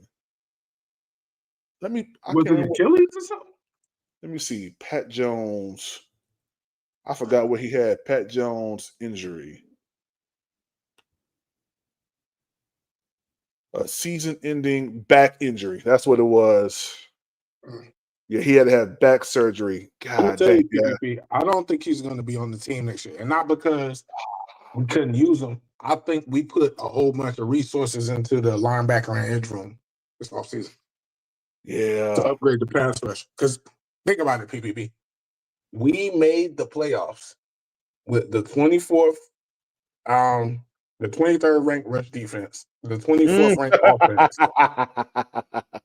I'm keeping it real, bro. Facts, bro. And we did with that. So, and we made it with the what are we in pass rush, like 29th or 30th? Yeah, that's why I'm excited, bro, because we're ahead of schedule and we still got so much that we could do. It's like when you cleaning your car and you nowhere near done, but it's already starting to look beautiful or something. I don't know. I'm not really in the car like that, but whatever your thing is, you know what I'm saying? I feel you. But yeah, man. It's just one of those things. What's up, man? SC Panther Boy. What's up, man? Hey guys, if y'all haven't done so, make sure that you hit the like button, subscribe to Panthers Prime Podcast. Help us reach that goal tonight of $150 per live, and subscribe and chat love to the Cash App. Cash App is Panthers Prime PPP. Venmo is Panthers Prime 1. Sitting here on the stage, man, with my boy Demetrius, man. We got the same first name. You know, every Demetrius is a smart person. I just let y'all know that. Yeah. They know. They know, baby. Yeah. We ain't being biased. They know, baby. Everybody eats, baby. Everybody eats, man. Facts, man. Eat tomorrow. Keep pounding, baby. Yeah, that's a fact, man. Katie said Dave's running a play for Rob tomorrow to score like he did my. Hey, I watched that play a couple weeks ago, man, where Rob caught that ball and he was running and got flipped into the end zone, man. I watched that play the other day, yo. Rob quick on his feet, man. Hey, they can do something like that, like a little skipper, like the skipper dude from the Lions. I can't remember the name of the play that they ran, but you know, he was eligible in that situation. And they threw the ball right to the man, you know what? If Dave go in his bag like that, bro, and be passing the ball to Rob Hunt, bro. Hey, he got to, man. We lose, we go to the crib until August. Facts. Yeah, man. You know what I'm saying? And if you want to count the regular season, you lose, you really go to the crib until September. Yeah, till September, bro. We don't really. Yeah, I'm keeping it real, bro. Yeah, nah. You talking straight facts, man. You talking straight facts, bro. I will say this, man, real quick. Shout out to all of you all who support Panthers Prime Podcast. We officially hit 4,000 subs in less than 3 years here on the podcast. Hey, shout out to y'all, man. Shout out to you, PPP. Y'all, man. We're gonna drop we're gonna applaud for that, man. Yeah, man. Rocking with the big PPP, man. Yes, sir. And I got one more other piece of news, guys. I went today. I know I told a couple people about the outreach that I'm doing. That is going to be correlated with this podcast and another business that I previously had called Wealthy Bird up under DB Enterprise, which is Demetrius Bird Enterprise. But I went to the hotel today to get a quote for our Strong Ties event. And of course, you know, you guys probably don't know what that is, but I'm going to get about 50 to 100 young boys, and give them their first tie. Okay. Give them their first tie. And, you know, I got my figures, I got my numbers, but basically we'll give them their first tie. We'll have like a event at the Embassy Suites here in Charlotte in the Ardsley area in South Charlotte. I got all my information that I need, all the quotes there. And, you know, we'll once I get everything done, like, what's the word I'm looking for? Website wise, you guys will be able to donate. How about to that event and to that, you know, what we're doing. So, yeah, I'm excited, man. These boys are going to have a great time, and it's going to be good, manly interaction. You know what I mean? Teaching them that it's more to life than just, you know, what you see on TV. You know, sagging your pants. Everybody who's going to be a man there is going to be required to wear a suit, and we're going to teach these boys how to tie a tie. Later on, once this thing gets a little bit bigger, like I'm gonna have speakers coming out there to pour into these young men. And once we get, you know, a little bit more in donations and sponsorships, man, I want to start gifting suits to them. You know, just showing them that it's more to it than what they're exposed to. Eventually, this can lead into an avenue where, you know, we can start taking them on trips and, you know, doing certain things and making it like a real youth outreach program connected from this podcast. So I will, once I get everything situated, because I do not want you guys to donate to the podcast Cash App or Venmo. We'll have a donation, you know, spot and a location where you can donate and be a part of that vision there. So yeah, I just want to let y'all know, man. And if you looked on my what's it called? If you looked on what's up, Riz B, if you looked on Panthers Prime podcast today, I did in fact go live when I was at the Embassy Suite, so y'all can kind of see, you can kind of get an idea of what we will be utilizing for that event. So yeah, work's in motion. If you're not working, you're staying stagnant, and if you are not reaching back to the younger generation, you're losing them. So that's our goal, man. We want to touch these young men, in a significant way to change the trajectory of their lives. So, yep, that's what's happening. I'm sorry, one more piece of information. Once we get the website going, I'm also going to be doing one away game. I did one week.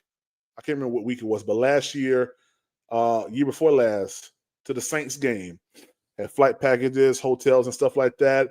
But I'll be picking 2 away games. All right, one will probably be the Seattle, not the Seattle, but the away game to the Steelers and the away game to the Minnesota Vikings game.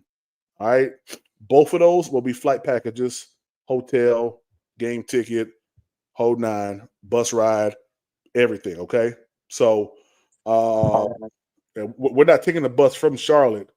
We're gonna get a bus when we get up there to Minnesota, or when we get up there to Pittsburgh. We ain't riding on no bus because I ain't. I love buses, but we're not going to endure that. So, yeah, that'll be coming soon.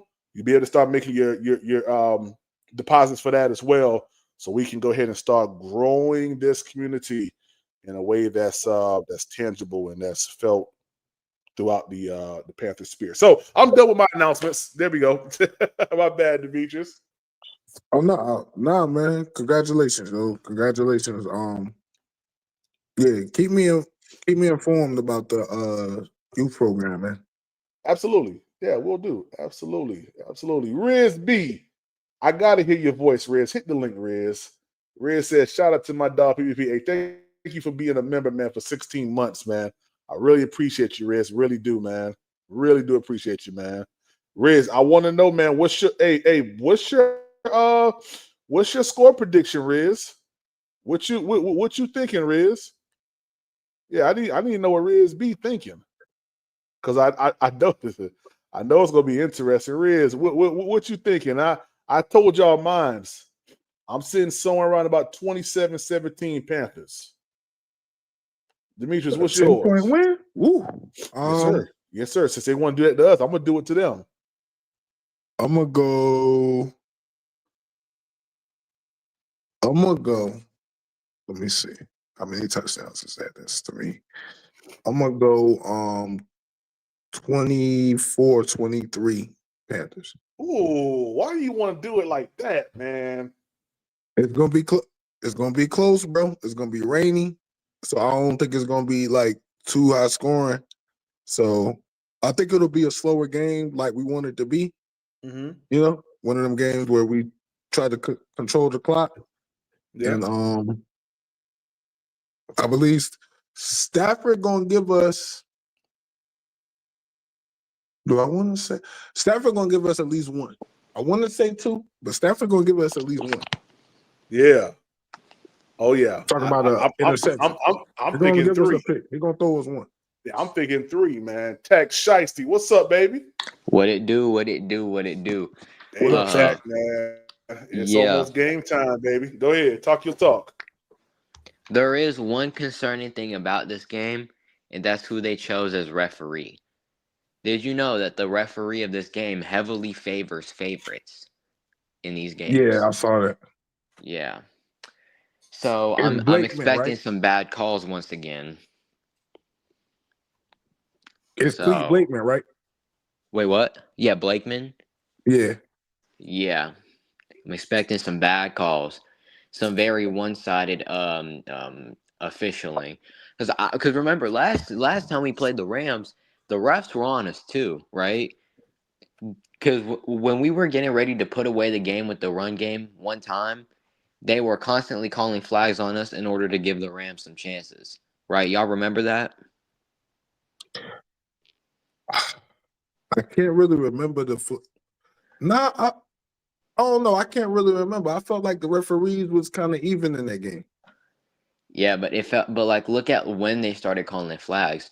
Remember, we had a run game going late in the fourth. If we got a couple more first, it looked like we were about to go up 10 points. Then a holding call came in, and then another call, and that put us out of field goal range. And that ultimately ended the drive, and we had to give them back the ball, and they ended up getting a TD off of that to make it 28-24. Fortunately, we got the TD to make it 31-28, and then we won the game off that. But there was a lot of one-sided calls. I do remember that drive that you're talking about. I do remember that drive that you're talking about. Yeah, and like flags like ended up destroying us. I feel like there is going to be some bad calls in this game. I feel like if there's bad calls in this game, they're going to side with the Rams, and that's my biggest concern. With Robert Hunt coming back, we were able to run over them with. We talked about that before earlier this week. If we had Robert Hunt tag, we talked about this. Yeah, I think it was almost inevitable that he was going to play this game because if he didn't, they would put him on season-ending IR. So, we were able to do decently against the run, even with Austin Corbett there, right, and an injured O-line, we were able to run the ball very efficiently and effectively, especially in the rain. So, and also these dudes do not play well in the rain. They play in a dome. Right. They play in a beautiful stadium.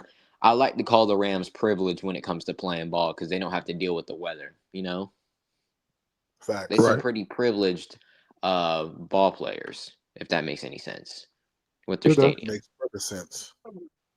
Yeah. Hey, real quick, shout out to my boy Reggie, man. He said, "Congratulations, bro. Just tuning in, fam. Definitely want to stay updated on your moves and website, bro. Great opportunity for our youth." Yes, sir, man. I'm excited about it, man. And it's time to go ahead and get this stuff on the books, bro. Because if no one else does it, and you sitting on a vision and a dream, it's gonna die. It's gonna die. It's a certain time frame for you to go ahead and make stuff happen. So, yeah, we pushing. Yeah, we pushing. But Tech, go ahead, Tech. I'm sorry. I'll let you finish, man.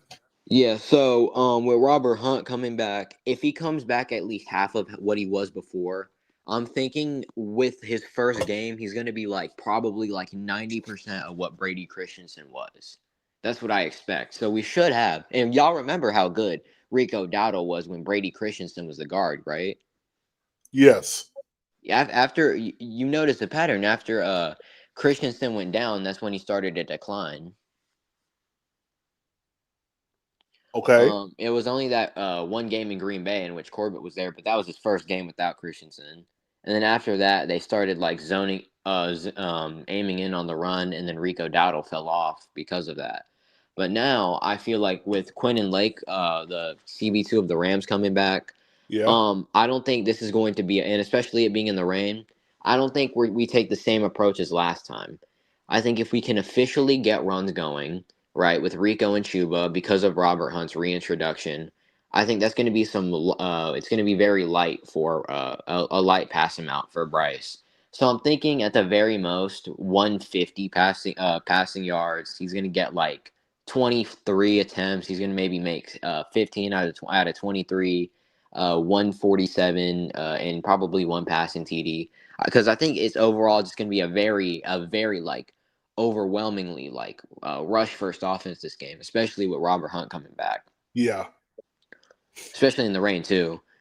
And because it worked so well against the Rams last time, if we did not have that rush attack against the Rams, we would have had no chance. So we're going to have to lean in on the run. And also too, because we don't want to give the Rams a lot of time with the football.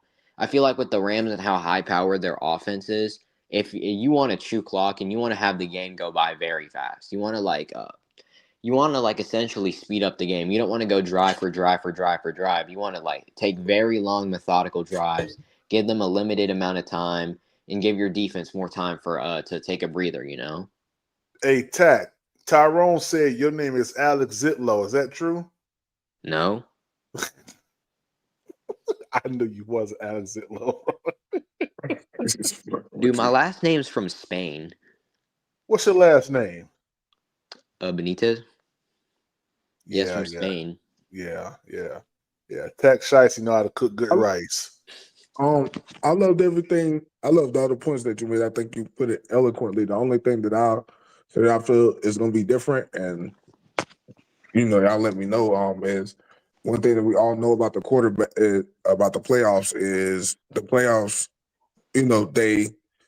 They expose quarterbacks. I'm not saying like Bryce is going to get exposed. I'm saying that it really always puts the quarterbacks in situations where they all have to make more plays. That's what I mean when I say exposes. So I just feel like for us to win this game, even though it's gonna be rainy, and I don't expect a lot, like you were saying, he's gonna have to give us at least 200. I get what you're saying as far as the number of attempts, because last time he had 20. So last time he went 15 for 20, I think. Yeah, 15 for 20. So I do expect like a much light. I think I'll expect like roughly the same amount of passing, but I don't think we'll see as much deep shots as we saw last time. Like I don't think we're going to see like 4th down 30-yard balls, right? Because I feel like that's what like the Rams are going to be expecting. But I think if like it's 4th and short, they're going to go up the middle with Rico or Chuba, depending on like who's out there. Or they might like swap them in like mid-drive. Who knows? Yeah, because I think they're going to expect us to be overly aggressive on 4th down, and they're not going, like you said, they're not going to want to get beat up because they got beat for a 38-yard ball and another, I don't know, 38 and 36 or something crazy. But so Yeah, and I definitely expect. I'm sorry. Hey, Trucker. Yeah, my Cash App is right there at the top, man. It's Panthers Prime PPP. My other Cash App is Panthers Prime Podcast. Okay, and then you have Venmo, which is Panthers Prime 1. So the Cash App is not Panthers Prime 1. The Cash App is Panthers Prime PPP or Panthers Prime Podcast for the Cash App. I'll put it down here in the thing real quick. Go ahead, fellas. I'm sorry. Yeah. I think Tat was talking. Okay, so I lost. I'm trying to remember what I was saying. Oh, right, about this time around. I genuinely think we're more even. We're on a more even playing field when it comes to corners and wide receivers now. Because last game, it was Shaw Smith-Wade and Mike Jack. They were going up against Devontae Adams and Puka Nacua, and although they played better than expected, like they contained them as well as I expected. We can't lie and say we didn't get fried. Right. We They did moved the ball. we got pretty fried by Puka Nacua and Devontae They Adams. He moved had the 2 ball. TDs. I think Puka had like 80 yards and that immaculate grab. Yeah.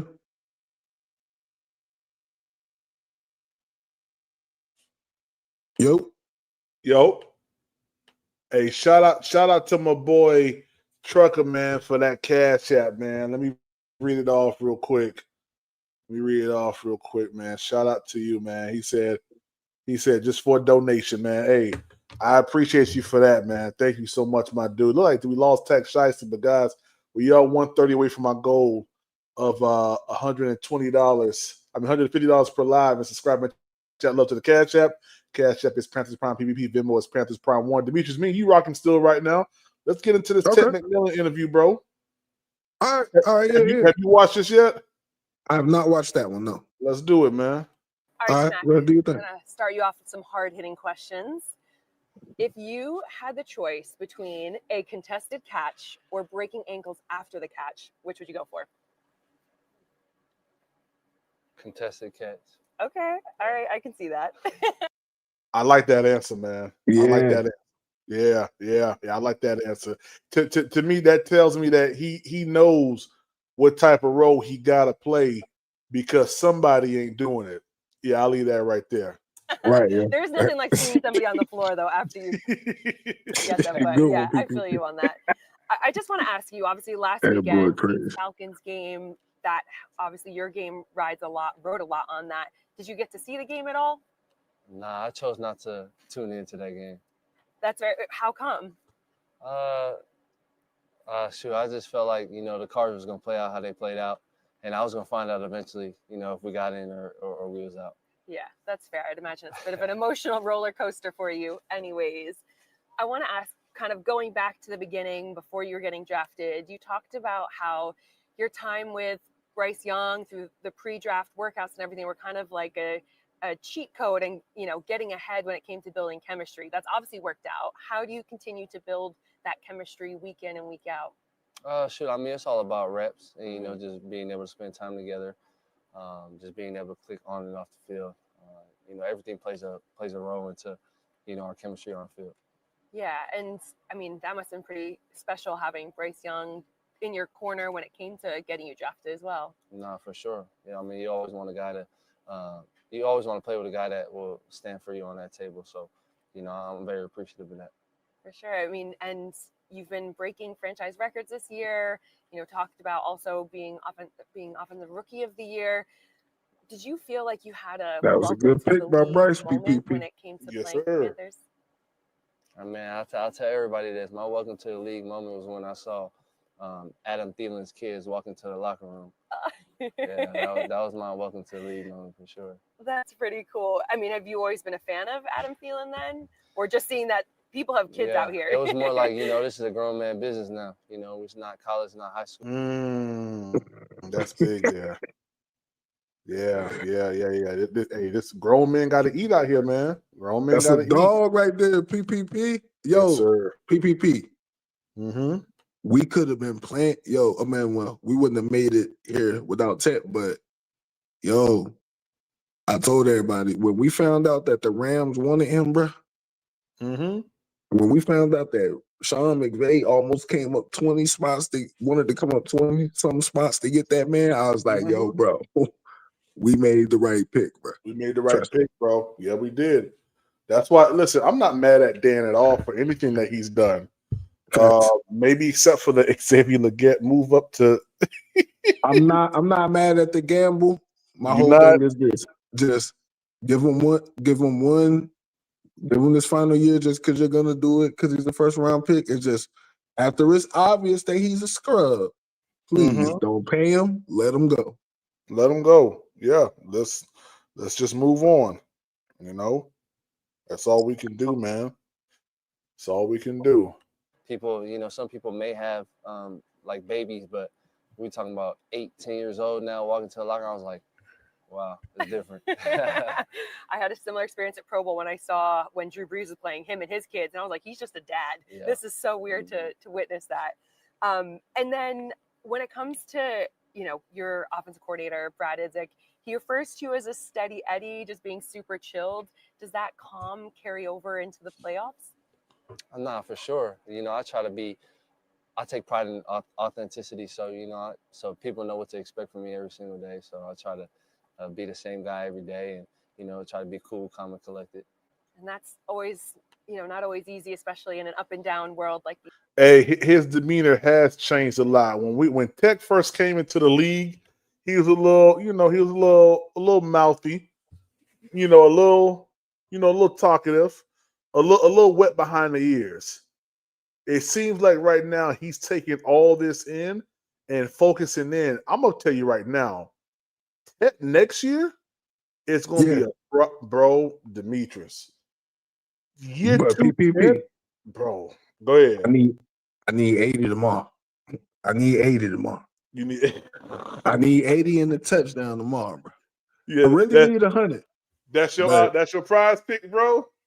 But you're a rookie. You're a rookie in your first playoff game. Yeah. I need 80, nigga. Oh, no. Wait. The Rams got some of the lowest graded corners in the league. I know, bro. I know.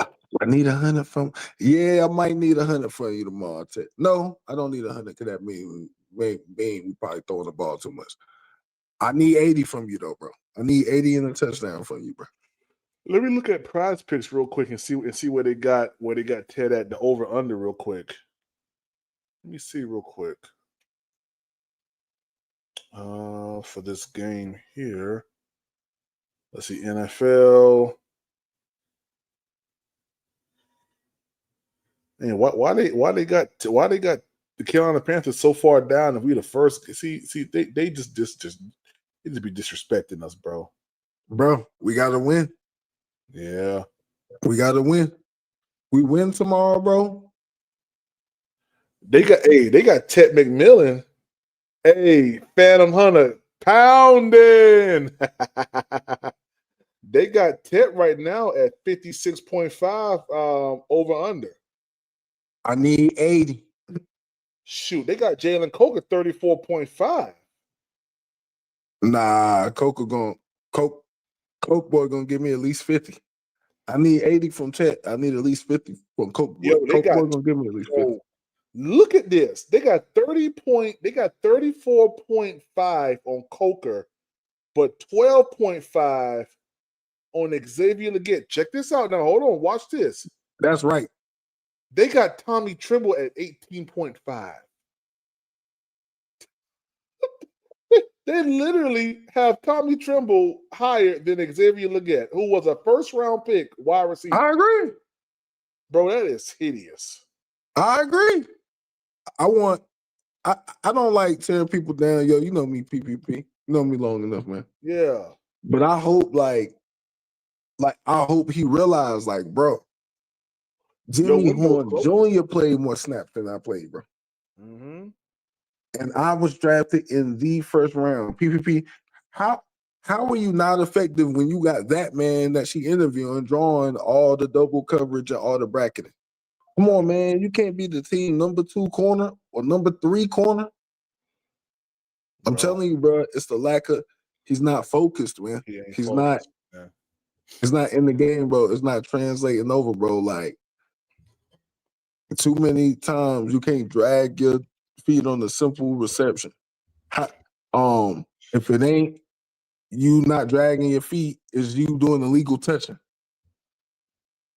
It's definitely got to be a conversation that we're going to have in the offseason. It's going to be a prevalent conversation that's going to happen about Xavier Leggett in the offseason, man. I kind of fell back and, I apologized a little bit because I was feeling really, really salty about what I was seeing from Leggett in year one. And people kept saying, PvP, it's year one. I said, you're right. And then I started seeing the highlights. And from Bryce, and the majority of the highlights was with Xavier Leggett. I said, okay. I said, let me slow down a little bit. Let me apologize and let me slow down.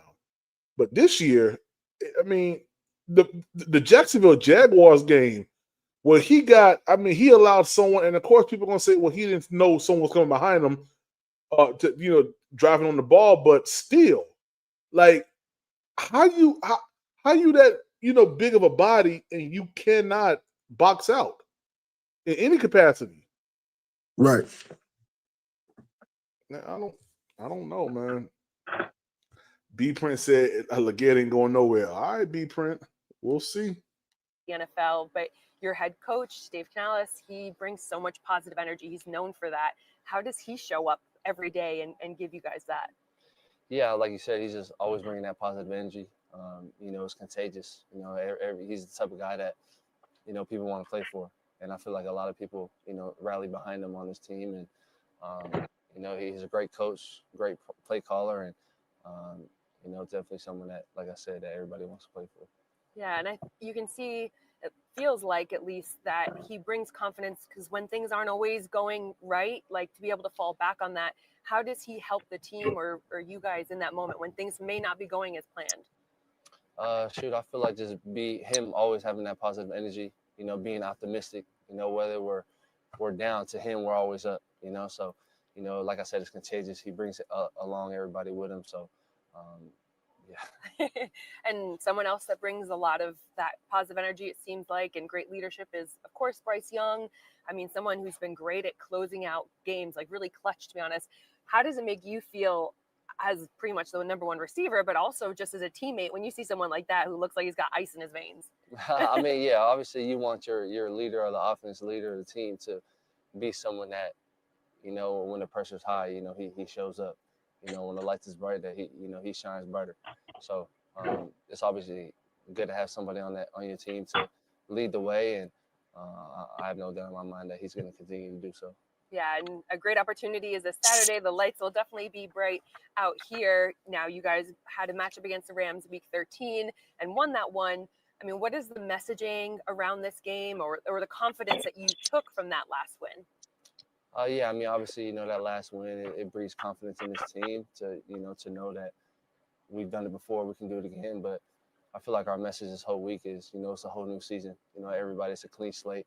Everybody got one goal now, and when you lose, you go home. And so, we try to win as many games as we possibly can. Absolutely. 0-0 for the first wildcard weekend of 2026 now, which is crazy to think about. Look, this is going to be seen all around the world. You've got so many fans, NFL fans around the globe. What do you want them to know about the Carolina Panthers? Oh man, we're a tough team. We like to have fun. We like to fly around, and we take pride in this city and this franchise, and all we want to do is make the people of Charlotte smile.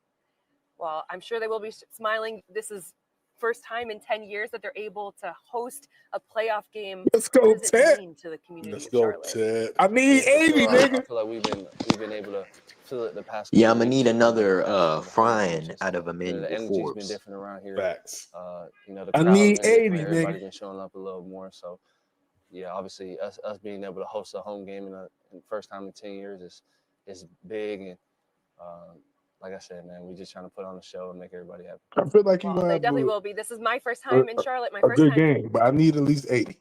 Yeah. DCAT said, "People, have you seen Makai Lemon film?" Hey man, I'm gonna be honest with you. Hey, we don't need more wide receivers. I ain't been looking at. Well, hold on now, Ted. Wait a second, Ted. The one thing that I've realized, and you can go back and you can look at teams like the Kansas City Chiefs. They never stopped saying that they didn't need no more wide receivers. Right. They never stopped saying that. And them boys, I mean, they kept adding because it's no need to be stagnant. Now, I'm not saying, go first round on a wide receiver, but what I am saying is, yeah, you always want to, because after every season, you do your checks and balances and you look at your production that you've gotten over the past season. And if there's a player that can get you an extra 10 receptions or 20 receptions that got better hands that can produce, that may be the difference between winning an extra 2 or 3 games. So why not? Yeah. Yeah, but I wouldn't do it first round though. I feel like first round is defense, bro, all day. First and second is defense. Yeah. Yeah. But Mello, hit the link, Mello. Come on up here, Mello. Stop playing. Yeah. One thing we know I'm about 1-1 against Mello and Madden, so we have to settle the score. Man, you one thing we do know about our staff is we're great at evaluating wide receivers. So yes, we are. You know what I'm saying? We'll be able to find one. So if we draft one, he's gonna be that boy. I just hope we get a speed guy. Yep. So yeah, you know what I want McMillan to say to Emmanuel Forbes when he lines up against him? What? I want him to say this: I'm bigger than you. I'm stronger than you. If you go up against me, I'm gonna fry you. If we in the end zone, then I'm gonna get a TD on you. So don't even try me. That's what I want him to say. I want him to tell him that he has no chance against him. Bro, wouldn't it be nice for us to see Tech go up on one of those fade balls, man? Like when you're on the 2-yard line. Yeah, like Mike Evans, bro. Drake London, the way they used him. I feel like that's something they got to incorporate in the playbook. They got to, man. They got especially because Emmanuel Forbes is small for a corner. Yeah, Isn't man. he like 5'10"? Yeah, put Emmanuel Forbes on Ted on the 2-yard line, and Bryce just throw it on up. Just put it on the top shelf. That's all you got to do. I don't think he'll even have to jump for it. he'll just have to raise his hand, and that's a TD. Yeah, man. I want us to be disrespectful tomorrow. As much disrespect as we got in this week, I want us to be equally disrespectful in our gameplay tomorrow, man. Mm-hmm. Yeah, because especially I feel like this time around we have a greater advantage on defense. Their right guard is out, so that means they're gonna have a limited run game, and Bobby Brown's playing, right? Mm-hmm. So instead of LeBron Ray like filling in for Bobby, it's probably gonna be Wharton, right? Yeah. So I expect a much better rush defense this time around instead of last time. So I don't see Blake Corum and So Kyron Bobby fronting Brown us. didn't play in the last one. It was Turk Ward. No. Bobby Brown. Bobby Brown played in the Week 13 game. No, Turk Wharton played in the Week 13 game. Mm. So this time around, I think they're going to incorporate Bobby Brown over Turk Wharton. Hopefully. Oh yeah, they should. Down the edge. And have Wharton replace LeBray and Ray snaps. Hey, I'm fine with that. I just need Turk when he plays nose or when they do. It's very few far in between when you do see them line up in a four down lineman set. But yeah, I want to see Turk out there. I mean, Bobby Brown out there next to Derek. Bro, put Derek Brown at nose. I think Bobby's good at nose, to be honest. I know, but think about this, boy. You put Derek Brown over the center, bro, and let Bobby swim a little bit, man. Bro, that could be a deadly combination too, man. Yeah, I guess so. But I think for this game exclusively, since they got like a weakened O-line, especially at the right guard position, that's a clear mismatch. Yeah. That's a bad mismatch. That's the type of mismatch that'll ruin games for you. That's the type of mismatch that goddamn Derek Brown gonna love, boy. Yeah. Woo, I wouldn't be surprised if he got 1 or 2 sacks. Oh man, we getting about 3 tomorrow, bro. Absolutely. Yep. And we saw Princely come a lot last week. Scorton gonna get 1. DB gonna get 1. And I'm gonna say Roseboom gonna get 1. I think it's gonna be Morrig. I'm cool with that. I just want us to come out this game healthy. Regular, a little soreness. That's fine. Yeah, I don't want us to be like. Oh, sorry. He said, "Isn't Bobby Brown in concussion protocol?" Nah, man, he's full participant, bro. He's been full participant for the past two practices. The first one he was limited, but he's not in concussion. He's ready to play. Yep. Yeah, he's ready to play, man. Yeah, and also hit the link, Pop. Come on up. Also, this time around, we got JC and Morrig, right? Facts, bro. So it's going to be a more fair matchup with the wide receivers and the DBs. I fully expect for it to be mostly Puka versus JC, Jackson versus Adams. That's what I expect. Bro, it's going to be the other way. It's going to be the other way around because they're going to align Puka in a certain way because Mike Jackson is always the boundary corner.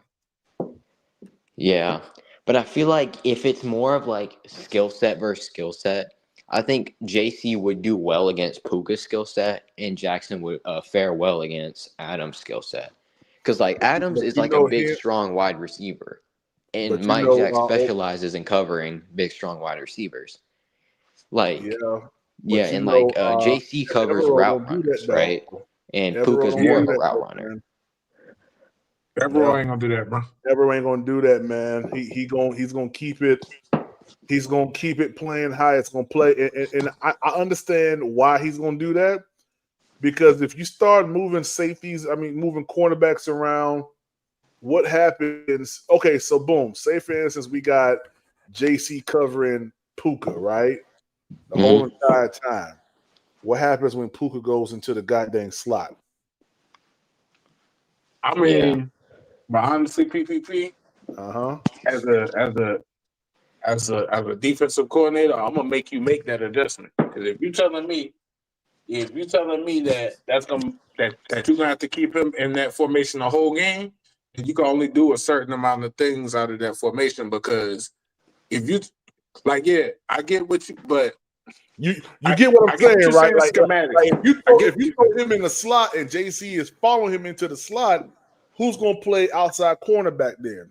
No, I get what you're saying schematically. But if you're telling me, but that's one thing that I hate that Evero doesn't do. Because if you're telling me that I can have JC shadow Puka and he gonna hold him to 50 or less, I'm taking it. Yeah, I mean, do you got to deal with what? I'm taking it. Wade?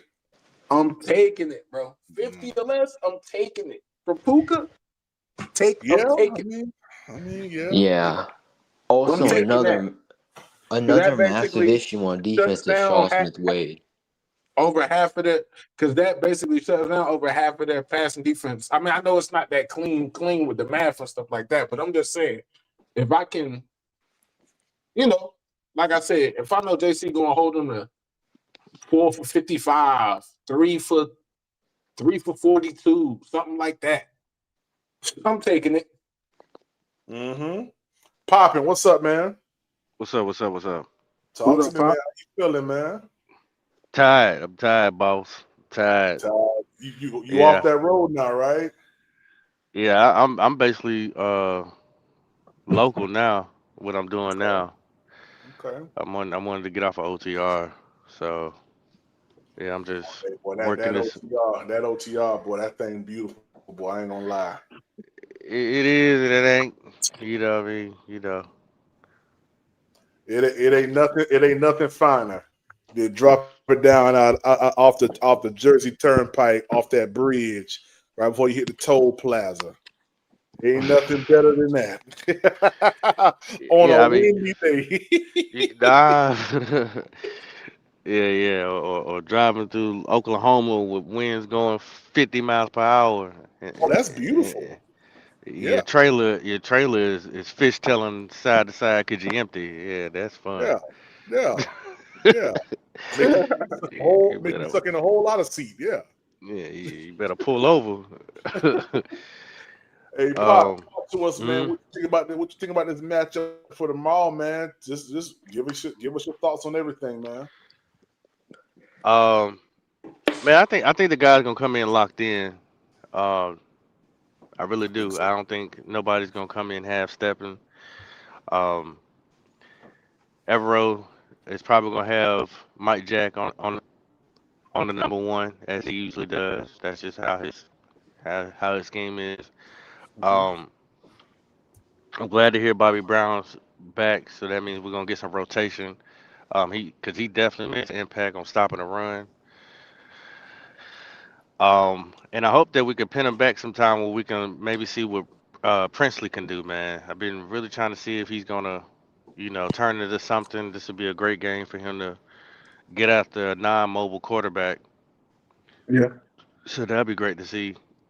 Um, as far as the offense, I would like Canales to really things I didn't like about Canales play calling, other than when he makes the boneheaded play call. Sometimes he don't. He that, but that's just him being green. I don't like the fact that he calls a lot of long time gated plays. For instance, Mm-hmm. you have a guy running 15 yards, another one running 20, and another running 25. I mean, you need to put somebody underneath. I think that's how you should use Leggett.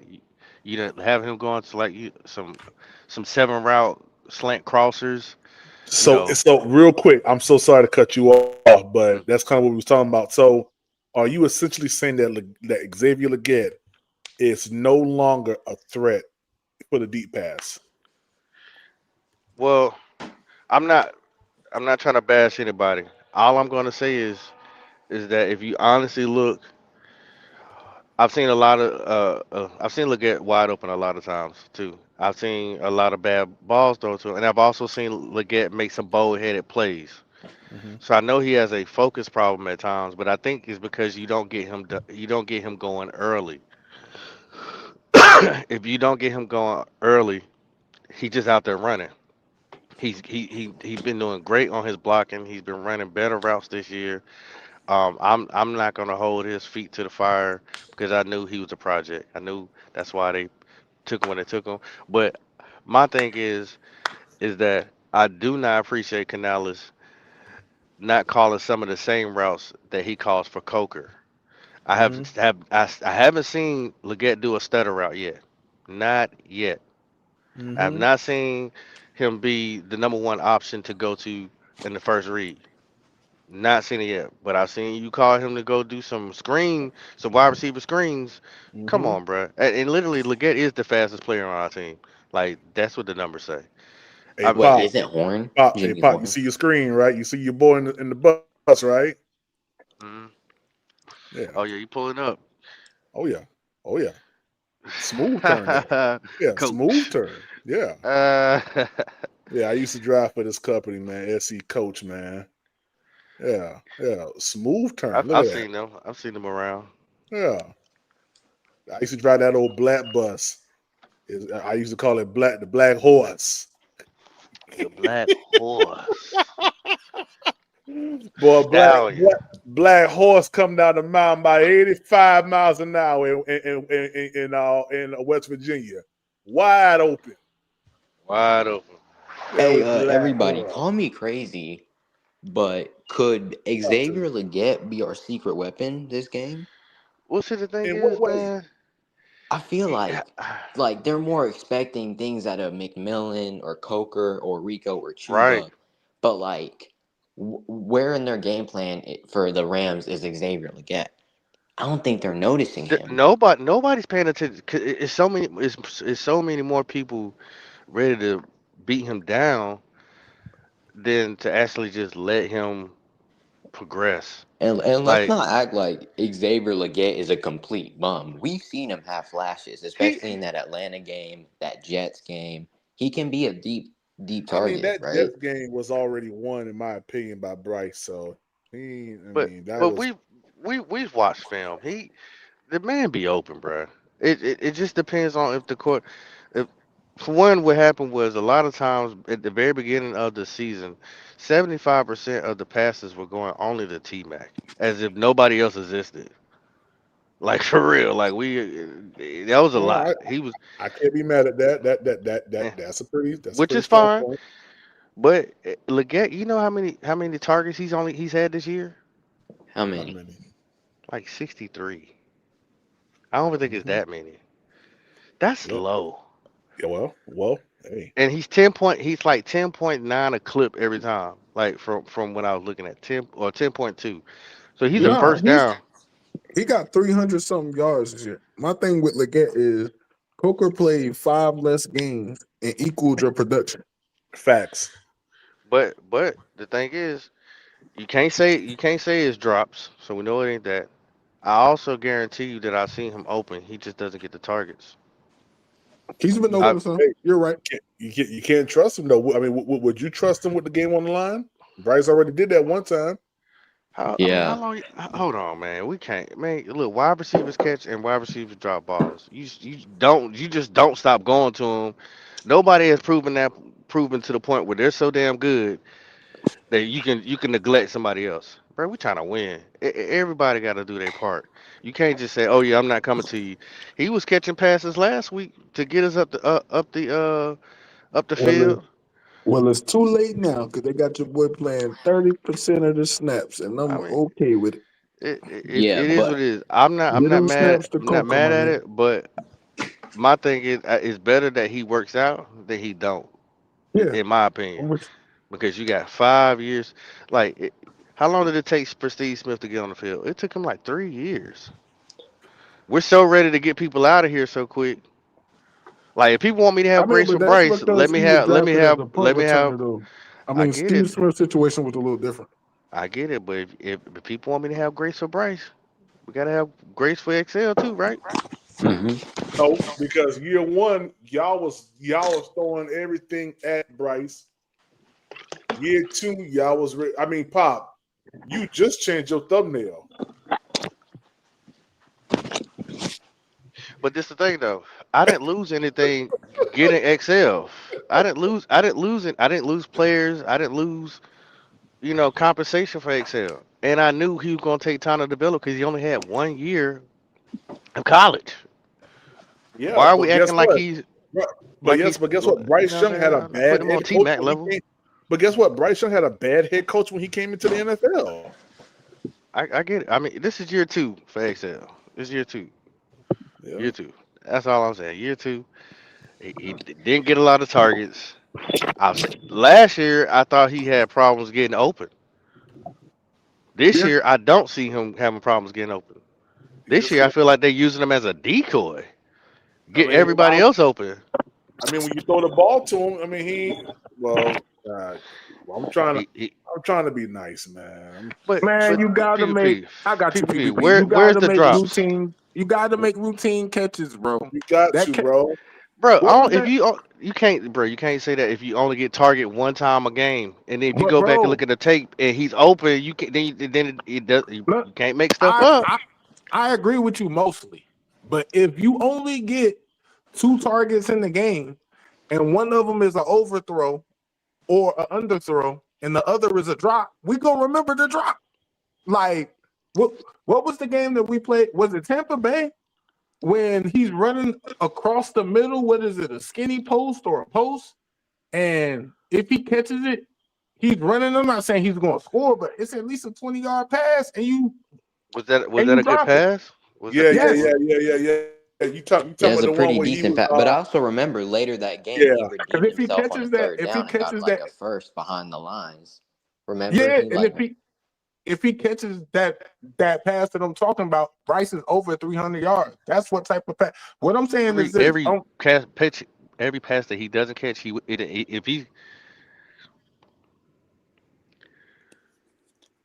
go ahead, No, go ahead. Go ahead, Pop. Go ahead, bro. Go ahead. I'm just saying. I mean, I'm not trying to put him on anybody's level. I'm not trying to put him on T Mac level. I'm not trying to put him on Coca's level.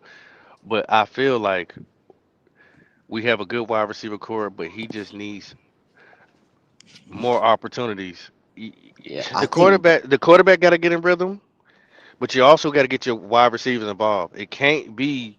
At one point, we was only throwing a Rico. Do y'all remember that? Yeah.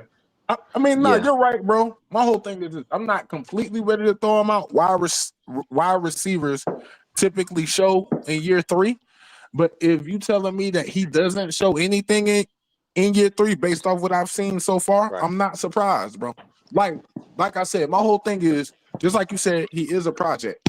But bro, it's your second year. You own one of the best staffs as far as developing and finding receivers. And at the end of the day, you can't make a routine catch going out of bounds and just drag your second foot. Hit the link, T Cole. I'd love to hear your opinion on this. Oh, shoot, there you go, right there. Shout out to T Cole, man. What up, T Cole? Yo, what's up? What's happening, I was just saying, hit the link and you pulled up, man. Hey, real quick, shout out to Drew Free, man, for that super chat. He said Coca has 0 drops. Just saying, no, I don't think he got 0. No. Yeah, on his career, he has no drops. He's got 0. He has no drops zero in his drops. career. In his career, yeah, he has 0 drops. Are you serious? I'm he serious. had no drops last year, and he has none this year. But he also gets better passes to him for.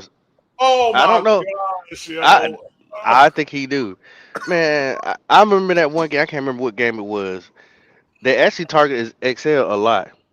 I think he got like 8 targets. Was it the six of them were in the dirt.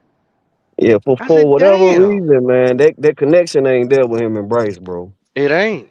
It just ain't Yeah, there. but I think for there to be a connection there, Bryce needs to have more faith in Leggett, right? You got to get him started early. No. Leggett need to go ahead How you and Bryce don't believe in that. Bryce don't believe in that. Facts. If he can't make a routine catch, man, how you gonna have faith in that, man? Yeah. Are you going? So hold on.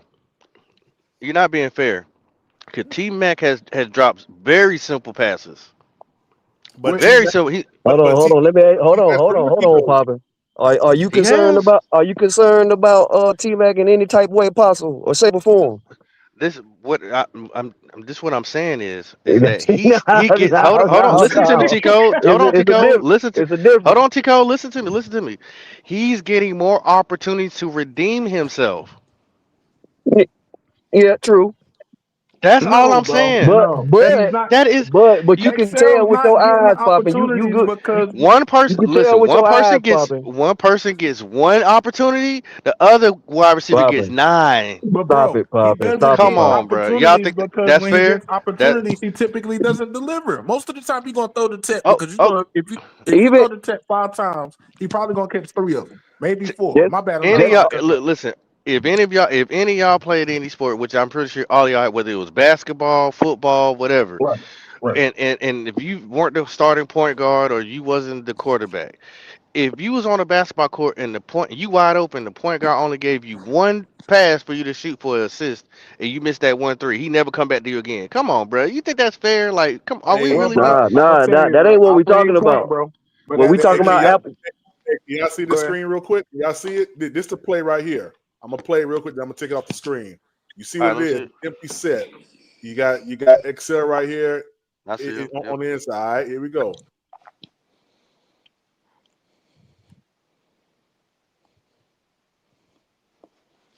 he didn't bend. He didn't bend it. Now, You gotta bend it. You gotta bend it.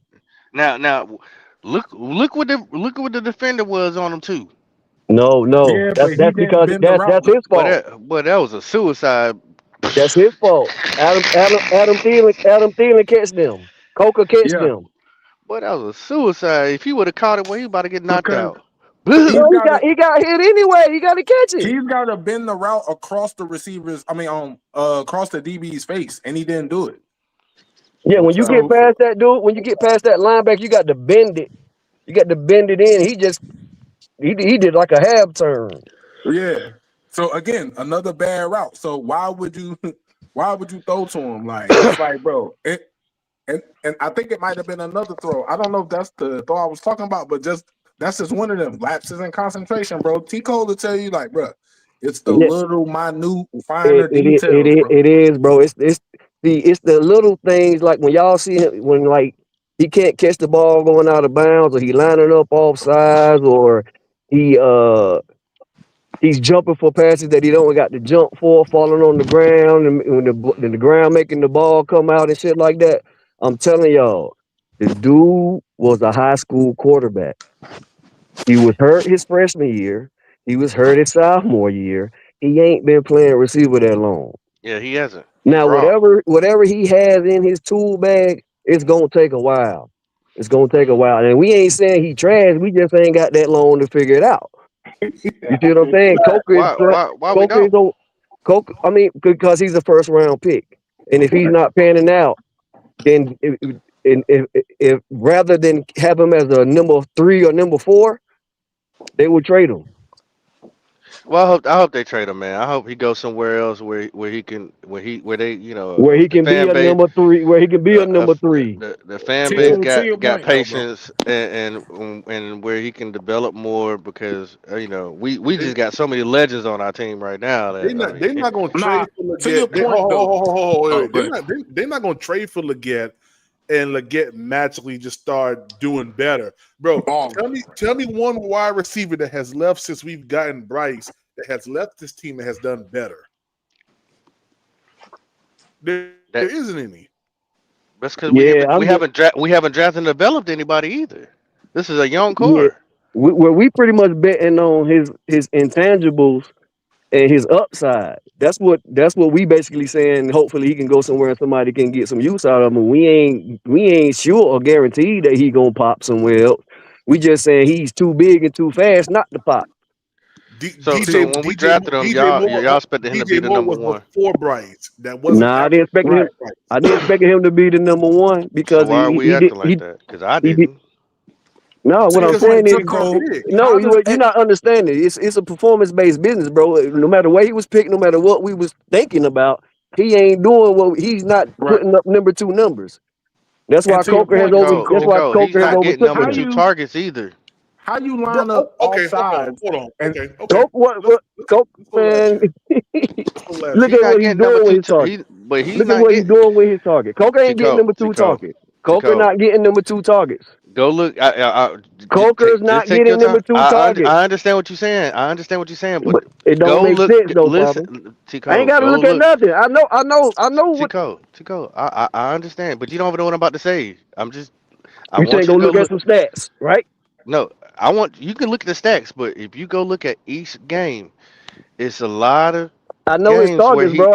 I know his targets. This is my team. I played in the NFL. You ain't got to tell me that. I know you played it, He but get I'm about saying 3 or 4. He get about 3 or 4 targets a game. if that. Right. It's the same as Coker. right. That's all I'm telling you. Check this out. Check this out. Coker actually got less. I mean, Xavier Leggett got less than last year. And he got less. Coker got less targets this year too. I think with more yards and with touchdowns. more yards. Check In this out. 5 less He games. had 84 targets last year in 2024. This year he's 20 less. Mm-hmm. And I also But asked, is Coker, is Canales putting Excel in and using him in the same type of routes that Coker is running? And it's no, he's not. You don't yes, see he no Coker's a stutter. better route runner. He was, bro. Yes, he was. I ain't seen that stutter fade route yet to Leggett. Not He yet. can't He run scored that. on it in Coker's a better Atlanta. Now he route can't. runner, Now bro. he He can't run scored it. on it in Atlanta. Golly. Come on, He man. scored on it in Come on, Atlanta. You man. remember that? Come on, man. Hey, let's just trade him, man. He Let's trade scored him. on the stutter I can't fade in wait. Atlanta. I can't wait. We got patience for some players and others we don't. I can't wait for him to go. He's But not Pop, produced, bro. Bro, you got a I don't know 32nd what pick that I gave us don't know less than what Pop is 400 looking at. yards this year, bro. I get it. Instant grits. I get it. No, it's not instant grit. In His 2 ass his ass getting demoted. So you basically yeah. saying you're gonna keep him at number 2 just because he ain't getting the targets, and when he do get the Hey, targets, he ain't performing. it's all good. Jimmy No, Horn on the what I'm team. saying, Poppin, Jimmy is Horn what on the I'm saying, team. Poppin. He ain't Just gonna get listen no to me, targets either. Watch. Poppin. Just listen to me, bro. So why Coker all of a sudden getting 92% of the snaps and XL getting 31? Is the coaching staff not seeing it too now? I'm not comparing the two. Like I said before earlier, Tico. I'm not comparing either three of the wide receivers. All I'm saying, as far as the opportunities that have been given to me, are not the same. That's all I'm saying.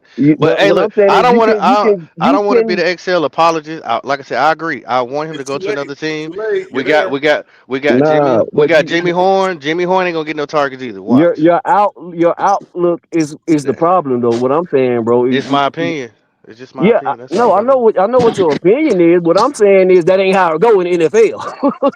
Like Well, that's you cool. ain't going even with less targets, you can tell who's the better player. Facts. I don't give a fuck if Easily, too. Coca had 1,000 targets and XL had 100. You can clearly tell that he's more polished.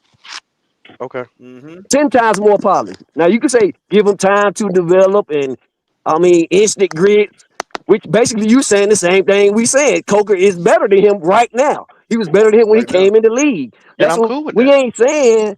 We ain't saying not have patience with him, but what we saying is the people that's better gonna play in front of him.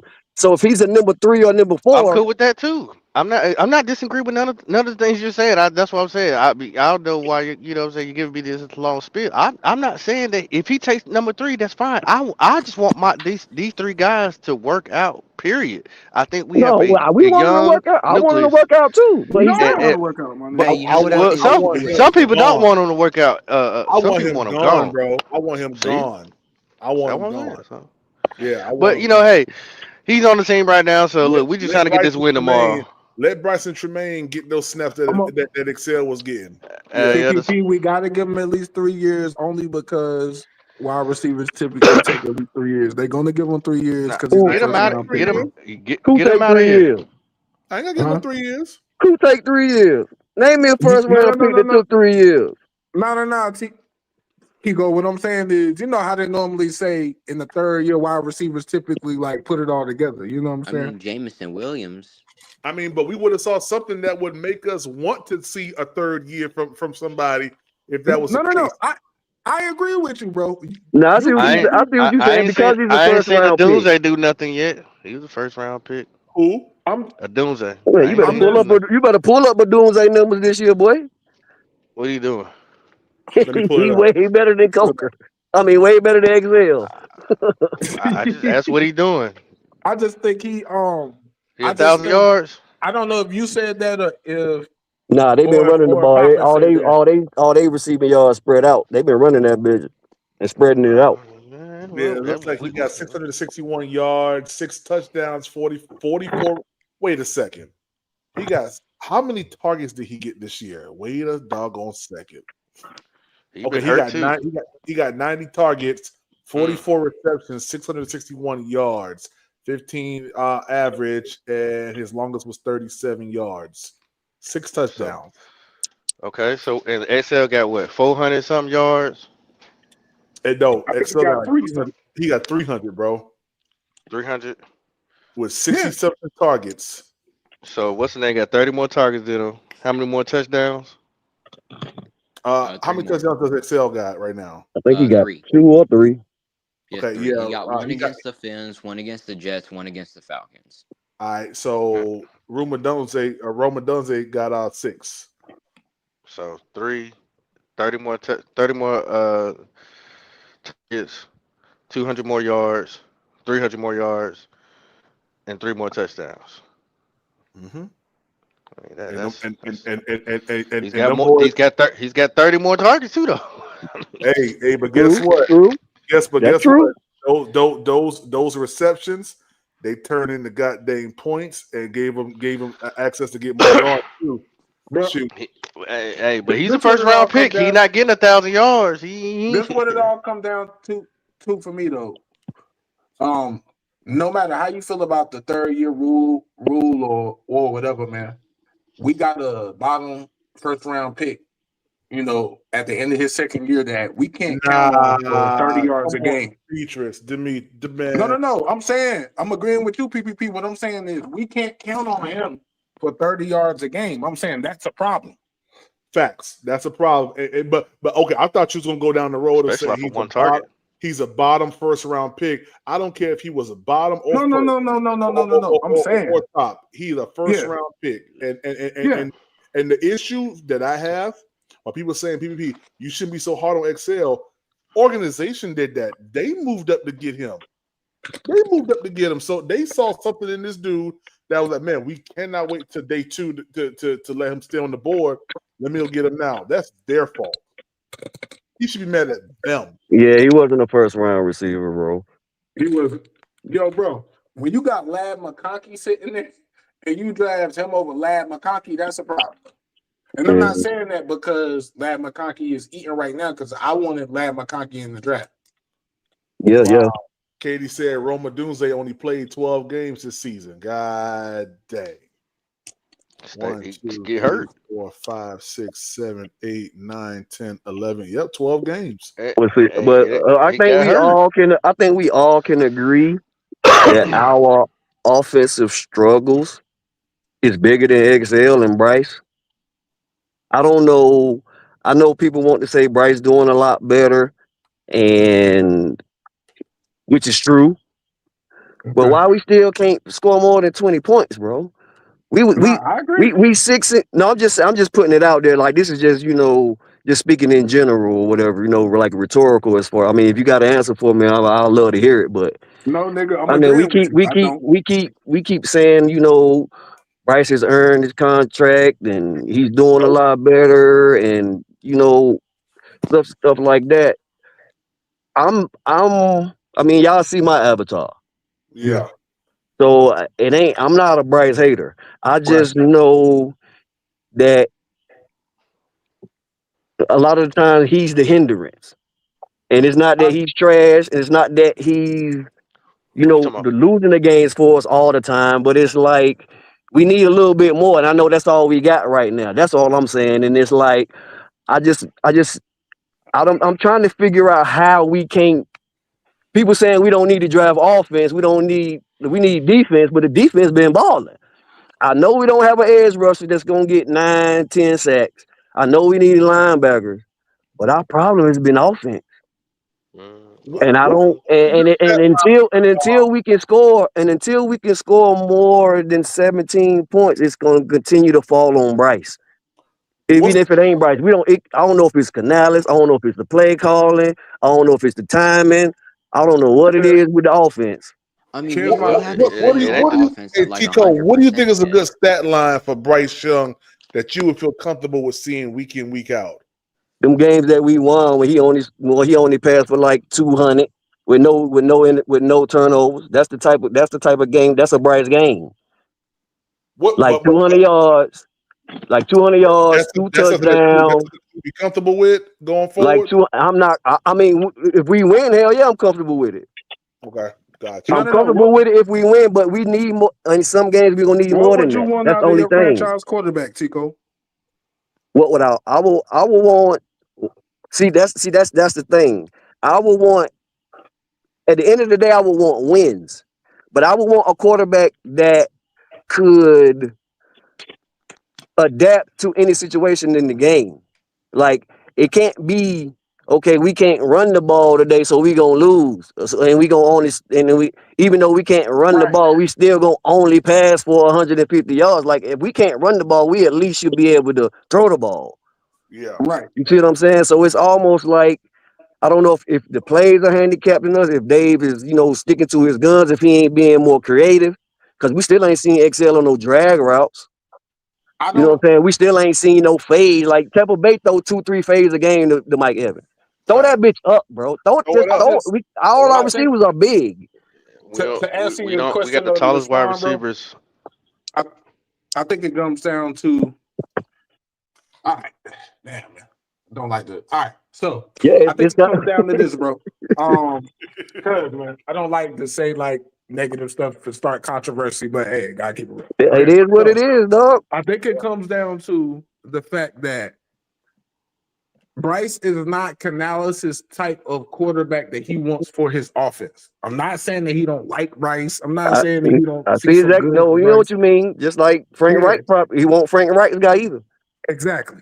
So, I think it's the thing because Canales said this very early in his coaching career in one of the press conferences, and we all pick him apart. He said, "We want to be able to run the ball, be physical, and go down the field for 40 or more." So here's what I think it is every week. I think it's the fact that he wants to call it a certain way, but he can't call it that way because it doesn't play to his quarterback strengths. And so he kind of waffles back and forth. Take the San Francisco game. I think the perfect example was he threw for the 448 at Atlanta. Then we went to San Francisco.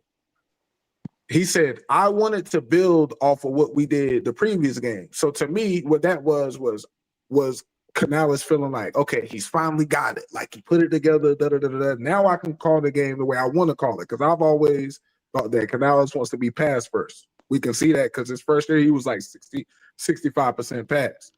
So I think it's the fact that that he wants to be pass first. He doesn't have a big arm quarterback, and he has to call it a certain way. So in the San Francisco game, we start flinging the ball around. San Francisco actually said, I think we only ran it 9 times. San Francisco actually said, I thought they were going to run the ball. So it's like, oh, well, dag, I thought I could do what I want to do, and now I got to rein it back in. So I think you got to play call it at waffles, and I think you got a guy who just doesn't have the quarterback for his system, but he's squeezing as much as he can out of that, orange. So Right. I think I like that too because what PPP and 336 was saying about the all 22, and I haven't subscribed to it in a while, but that may be something that I look to do once I get this podcast jumping off. We're breaking down this film or whatever, but it's opportunities that's left on the field, and if the media be trying to extract it out of Canales, but that's not Canales' style. Right. So I understand what my guy is saying about his comfortability with calling certain plays and what Bryce can and can't do, and how he has to construct his offense around what Bryce is comfortable with. So when we see those plays on the all 22 where a guy is open but he's further down the field than maybe Bryce can't reach him, or he's not confident that he can get it there in time. I'm not saying he can't complete a 60-yard pass, but we talking about RPMs. Can he get it there before the DB close? Right. Exactly. And that be a lot of his issues with those, throwing outside the numbers from the opposite hash or off his back foot. Like that's what get those quarterbacks with more RPMs out of trouble. And if the picture ain't totally clean, if the picture ain't clear, if it's somebody in his face, if he can't step through on his pass, then it's not going to be too much arm strength on it, and that limits, our options and his options to where now you want to escape, and if they don't leave any escape routes, it pretty much hinders what we can do. Right. So I just I feel like it's a little bit of both, like you said. Like Canales, going back and forth on what he want to call and how what identity he want to be, and as well as sometimes Bryce ain't capitalizing on the opportunity that's in the game because I think he feel like I still got a chance. And Canada said that before about, how his attitude about going to the next play, and it's almost a detriment. I think I said that before on the podcast about how you can't really critique him on something in the past because he moves on too fast. Like that play's over. Or you know what I'm saying? Like when his high school coach was telling him he missed like 6 passes in a row. And his high school coach was like, "What's going on? What's the matter? You all right?" He was like, "What are you talking about?" He basically like gave him attitude, like, Yeah. you know what I'm saying? Like a spoiled brat would do. And when I hear, all coordinators are going and coaches are going to do what their quarterback is most comfortable with. So I'm not saying that that's a caveat or something that is not normal, but it's just the fact that somehow, some type of way, we need to figure out how to open up this offense. And I feel like I don't like feeling like players will go somewhere else to get off. But that's just where it is sometimes because you see some of these guys that's been calling plays for a longer period of time, and they know how to scheme guys over. Liam Cohen about to go to the Super Bowl, bro. The Jags on fire, my nigga. Jags about to beat the Bills. But Bro, you know he's what I'm saying? He's a first year head coach, but underrated as hell, bro. he been calling plays for a long time. Bro, that's the nigga that had Him and that was Kellen the Moore dude that was the offensive coordinator for Will Levis. in Kentucky. Yeah. When when they And was then he saying was with McVay. that he was gonna be top five. He was with McVay twice. He was with Yeah, McVay before Kentucky and after Kentucky. yeah. Yes, sir. Yeah, that's what Liam I'm Cohen saying. is So I that think I boy, like yo. He Dave. underrated. I like Dave, and I like the culture that he's built and how the players respond to him. But I'm not sure he's the play caller that we need. I'm not sure. I think this the thing. I think this the wild card though, bro. Like, and this is the most telling thing. If he'll sit that man after working for an owner in his first year, and we know how the owner was about Bryce. If he Mhm. got the balls to Okay, sit that man, bro, talk to me. Talk to me. bro, he ain't gonna be afraid, bro. If Bryce, I'm gonna put it this way: if Bryce gets a second contract, it's gonna be earned because this guy is not gonna tie as much as he like the fact that he's a nice guy and he works hard and all that. The guy's not gonna tie 60 million in the cap to a quarterback that he didn't pick that couldn't fit his offense. And I'm gonna just add one extra thing to what I was saying. I think it's Bryce's temperament too. And it's not like a rah-rah guy type of thing. I'm talking about his on-field temperament. Mm-hmm. I think Canales wants a gunslinger, and Bryce is more of like a safe He's conservative as a quarterback at first. motherfucker. Conservative as hell. Yeah, if y'all remember that one, Dan Orlovsky was talking on the broadcast, and we was playing the Bucks, and it was something, and Dan Orlovsky said, "Yo, if the safety comes down, this is the perfect opportunity for a shot." And the safety came right down as soon as he said that. And what did Bryce do? We threw the screen, and it's like, bro. He's like, I don't understand why he didn't take a shot there. That's what I mean by temperament. Sometimes you can't be like overly Baker Mayfield where you'll gunsling us into an interception, but you got to be, always you like got top down quarterbacks. They're going to look, top down. They're going to read damn from deep to right. low. I know exactly what you're talking about. You got to got more aggressiveness, bro. More confidence, and you know what I'm saying. Yeah. Taking that man, shot. Yo, T. Cole, you come in, you the head coach. I'm your quarterback. You didn't draft me though. I'm a cool guy. You gonna tie 60 million of your cap up into me, and you didn't draft me, bro? And I'm undersized, and I don't got a big arm. Yeah. It ain't happening, bro. This a business, That bro. that was the weaknesses that I was listening to the most when Bryce was coming out. As far as, and I mean, and it make total sense. I mean, he's not fast, he's not big, and he's not strong. So the NFL more than ever has turned into a game to where you have to be able to create and get out of trouble and have something that's exceptional. And I ain't talking about just uh you know processing or what I'm saying, or play snap read, or stand up and study and all night and know what the defense is gonna do. But that's all fine and good if you ain't executing. That shit going out the window. Right. You know what I'm saying? And a lot of times, plays you're not gonna be on rhythm too many times in the NFL game. And that's the thing. When he gets off rhythm, if the running lane ain't there, he tries to scramble. He want to hit the deep ball on the second play, but we have to find a way to scheme plays in rhythm, like McVay, like McDaniel, like Shanahan. You ain't brought that boys don't get sacked that much. Yeah. They still get explosives in rhythm. Like it ain't got to be no scramble drill and you nigga running 2 or 3 routes in the dirt and then he turn around and spin up the field and go, you know what I'm saying?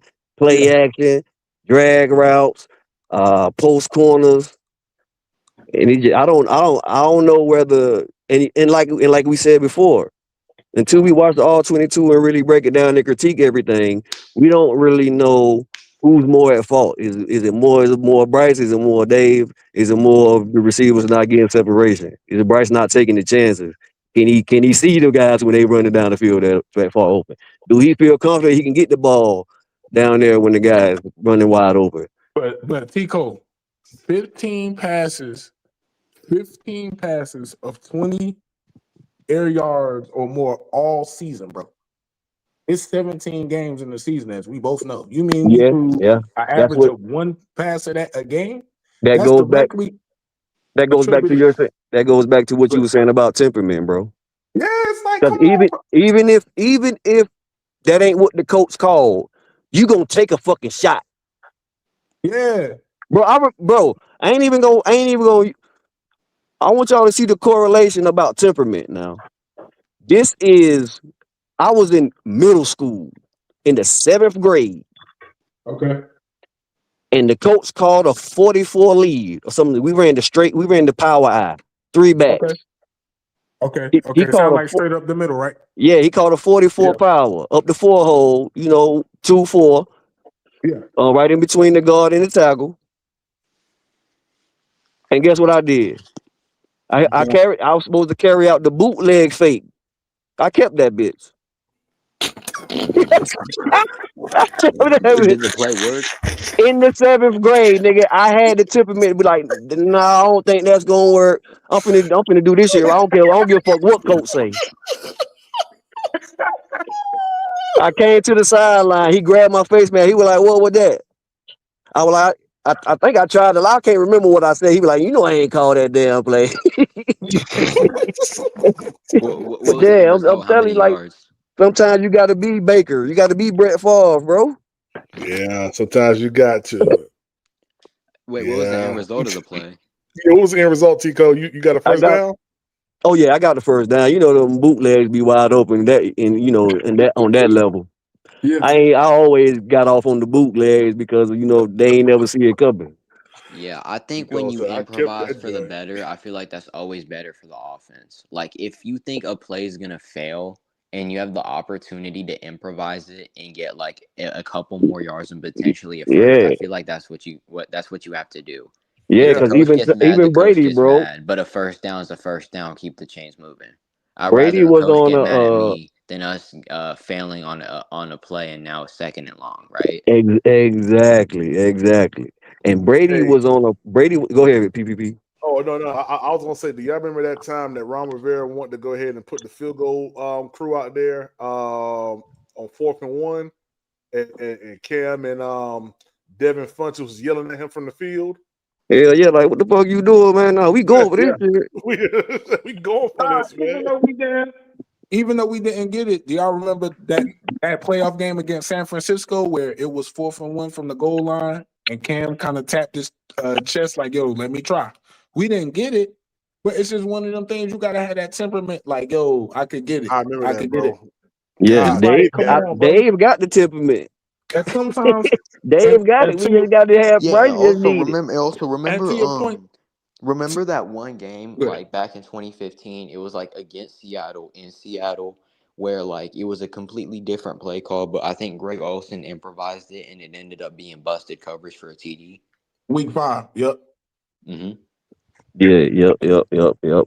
And I remember, I want to say somebody was talking to Brady about confidence, and when your receivers or a player has had a bad game the last week or a bad practice, and he was talking about Brady went into about how he tried to get his guys like Edelman and Welker and the other guys in the Moss. game.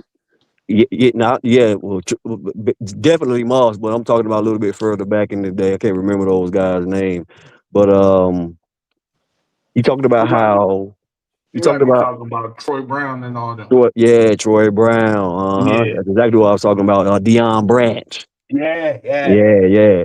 So he was talking about how he made it his point to get them involved in the game early, whether it was a screen, an end around, a 5-yard hitch, somewhere around there, a drag route, an option route, something to get the ball in their hand, and get their confidence up, get them going early.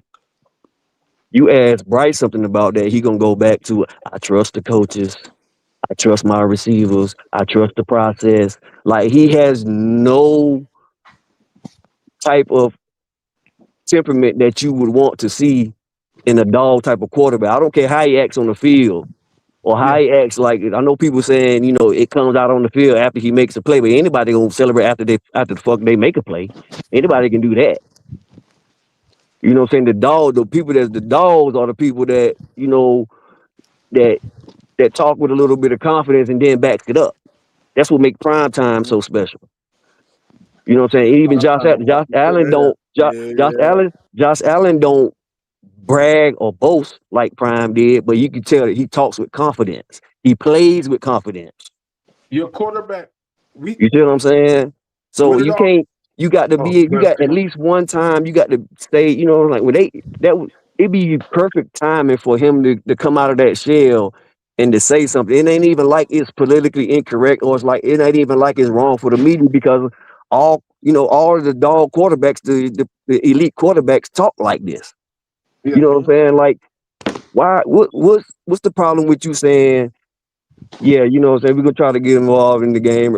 I think the media was asking him about Leggett, and because he was struggling, and he was saying, you want to try to get him involved early, what's the game plan, such and such like that. He went back to the same old script about how he's just gonna hit the guy that's open, and he trusts the coaches, and the play call and the game plan for the week, and I know I'm gonna keep coming to him, and I trust him, and he's gonna get it back right.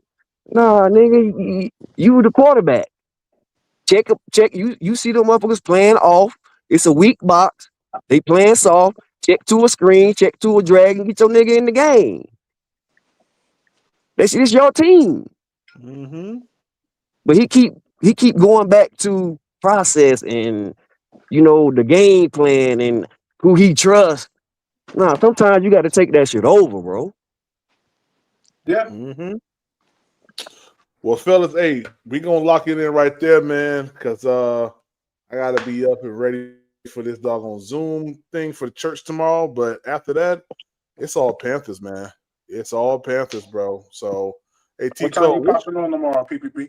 man, it's gonna be as soon as I get done with this event for the church, man. So that thing starts at 10 o'clock, I think. I'll probably hopefully we'd be done by noon, maybe 1 o'clock. But yeah, it'd be somewhere around that time. But yeah, I'm going live pregame and all the way through the game. So we're gonna be live for we're gonna be live for a while tomorrow. Hey, I got one more thing for y'all to ponder on before we break camp. Go ahead, Tico. Brant Tillis. No. 8, Atlanta Falcons. Hell no. Bryce Young's contract. That's going to be one of the selling points. I'm thinking this is just me reading tea leaves, trying to read in between the lines. So what you think Brent don't want to make that deal, so he gonna get up out of here? That's one of the things that could be happening. God dang. That could be one of the things that's happening. I think Brant is not sold on Bryce yet, and he's getting pressure to sign him. I don't think he is, Do y'all bro. think that if Bryce performs well in a playoff game and potentially wins this wild card game, there's going to be like a more emphasis on potentially extending him? You gonna have to. Yeah, you have to. You gonna The have only to. way we extend them, bro. Nah, hell nah. We extend them. For him to get extended this offseason, he got to go to the NFC Championship. Oh no, it ain't gonna get extended. It's gonna be the fifth. They're gonna get the 5th round option first. Okay. Well, look. Well, yeah. Would it be good enough for me to feel like, okay, maybe I'm feeling more. Yo, bro, we gotta. We've gotta. He's gotta take us to the NFC Championship.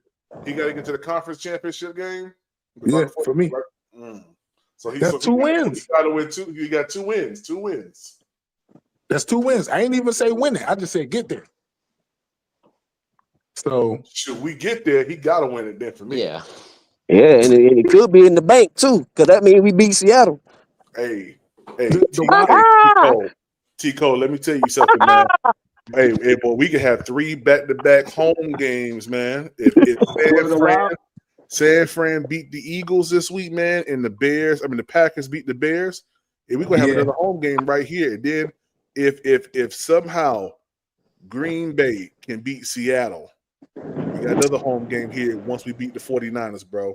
It can happen. It can freaking happen. Can I do like bold predictions for like tomorrow's game real quick?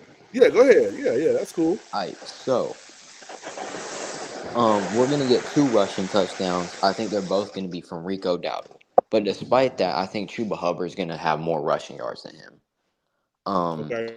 I think the leading receiver is going to surprisingly be XL, but we're going to have 2 passing touchdowns, and I think one goes to XL and the other goes to David Moore.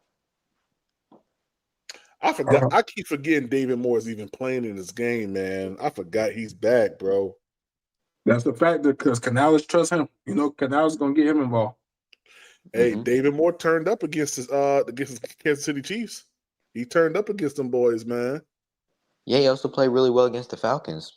Hey, if he give us week 18. If he give us 30 yards, that's a bet. That's a good bet. Shoot, my only bold prediction is Chuba Hubbard reclaims his title tomorrow. I think this game is geared for Chuba to run like heavy, and we can get some. If we can get some toss, some sweeps going on, man, tomorrow, let these boys get out there and go out and block in the linebacker level, man. I think we can make some damage, in the run game. Do you think it's going to be like that one home game against the Lions a few years ago with the run game? I wouldn't say like that because weather conditions, but what I am saying is with Robert Hunt back, Cade Mays, Damian Lewis, you got your Great Wall of Carolina back. Like it's back right now. So, I'm looking forward to seeing a lot of heavy personnel tomorrow. A lot of heavy personnel. I'm looking at seeing guards pulling. Shoot, I'm looking at all that tomorrow, man. PPP. You don't.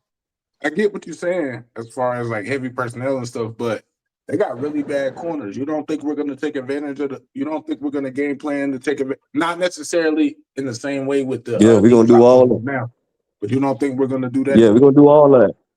Yeah, but I'm Yeah, also that running game gonna set up. One gonna set up the other. Yeah, One gonna set up the other. Yeah, I'm I more agree. concerned Okay. about Quentin Lake. Because I ain't Emmanuel concerned about Forbes, Quinn I Lake. think that he's the Rams CB2.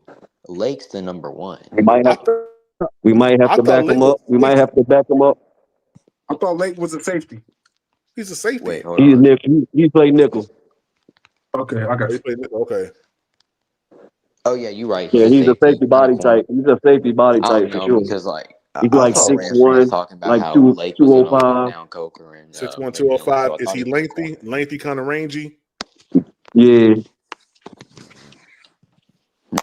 He's not like an Emmett Warrior though, right? Oh, definitely Nah, not. He's hell nowhere near no. him at Worry. I ain't worried about Quentin Lake. The Rams No, we seem to ain't think worried that about him. again Quentin Lake is going to change stuff, man. And I was listening to that one Rams podcaster, and that dude was like, man, he said if the Panthers get Robert Hunt back, it's gonna be a long day for us. They know, bro. They know what time it is. Yeah, Yeah, because they they were know saying they it in don't the have a first strong D broadcast. line They outside were of their saying edge they rushers. small. Yup, they Yeah, small. because Was their the interior was getting bullied by Austin Corbett. Yeah, yeah, bro. was the Exactly, bro. was that the Exactly. game? Was that the game we kept running and we started the keep pounding chant, telling them to keep Yeah, in running the the rain. football? Yeah, that was that game. Was it I that game? Okay. remember, like I could see like just like the Rams D line just getting annoyed because like they kept feeding it to Chuba Hubbard. He was getting 7, then he'd get 10, then he'd get like 4. Like he was consistently Yeah, like bro. just winning. In the third quarter, bro, we literally ran the ball the whole entire quarter, bro. Like we did not. We controlled the whole third quarter, bro. It was Yeah, and it crazy. was looking like It we was were like about to get 9 a or 10 touchdown to minutes, right, move up by PPP? 10. Yeah, like Yeah. 9-10 minutes. Yup. And Yeah. then a flag ruined that drive. Yeah. Yo, it's crazy how closely we watch these games, yo. We could just recall all this stuff. Mm-hmm. Man, when you got a love for it, bro, and plus, how we do over here, man. Shoot, we be live game reacting to it, man, and then we pull it back up later on. And shoot, my first year podcasting, when you could like really dive into the all 22, bro, we was going in. We was going in, bro. Yeah, It we was was going crazy in. that like roughly we're getting 8% more of our team than we did last game against the Rams. That being Horn, Exactly, bro. that Yeah, being nobody's Horn, saying that. Barmore, Nobody in the local media, not in even mainstream media, is mentioning David mentioning that. Moore. Right. Nobody, bro. Nobody, bro. You know what, Tico? I really think they set people up to just bet on the Rams because they know the Rams ain't gonna win. Yeah, That's I what can I see honestly that. think. I can see that. That's why I'm telling y'all better go ahead, go to FanDuel and go there, and you better bet on the Panthers. I'm gonna tell you that right now. Yeah, you might as well put you a hot 10 on that Super Bowl too. Get you about 2,000. Hey, facts. It's plus what? Plus 20,000. Plus, yeah, Let me Yeah, look at that 100 real to get quick. you 20,000. Yeah. Mm-hmm. Shoot. Yeah, And shit, you might even if they advance, the cash out gonna go up. You might. You know what I'm saying? The Yeah. further they go, your cash out gonna go up. Yeah, my another concern of mine is the tight end. Tyler Higbee, he's coming back for this game for the Rams. And he's pretty decent. I will not lie. So Well, I hopefully mean, Man, I'm sorry, go ahead. We beat them boys with Chairless and the dude from Arizona. No, we didn't even have Shirley's that game, bro. Who was No, it? I think both Barnes. It was Boswell Barnes and and Moore who? were in that game. And Bam Martin Scott. All we gotta do is come out control. Damn. All we We gotta had do is come out Barnes and Bam control, Martin Scott, bro. Like, come on. and as long as we don't fall behind early, like as long as we don't get like blown away by the moment, bro. I'm telling you, bro, we could beat these dudes, bro. But the wild card, like PPP was saying earlier, is Green Bay. Yeah. If Green and see everybody's sleeping, they playing Chicago, but guess what? It's a division game, so Chicago might lose, and once Green Bay win, like if we win and Green Bay win, it messed the whole bracket up, bro. Because we can beat any one of them teams, bro. The only scary team that I see on our side is Seattle, but we already played them. So at least we got film against them. So at least should be able to do a little bit better. Yeah, and let's not act like Seattle has like this really, really good offense. They really don't. Seattle's main weakness is their offense. Yeah, JSN's pretty good. Maybe they got two decent running backs. Yeah, we was in But that their game. We O-line was is in that not game great. for a while until To the third quarter. Yeah. Yeah, in the third Yeah, quarter. and we couldn't like put up their no points. defense is filled with rookies. Like, and they have a bunch of rookies on their team and people going to the playoffs for the first time. And quite frankly, I don't trust Sam Darnold in the playoffs. Yep. Because I remember He ain't last really year. show But us I'm gonna holler at y'all boys tomorrow, man. Y'all be easy. Yes, sir. Hey, All right, take T-Cole, it we easy, right G. behind you, man. Hey, chat, keep pounding.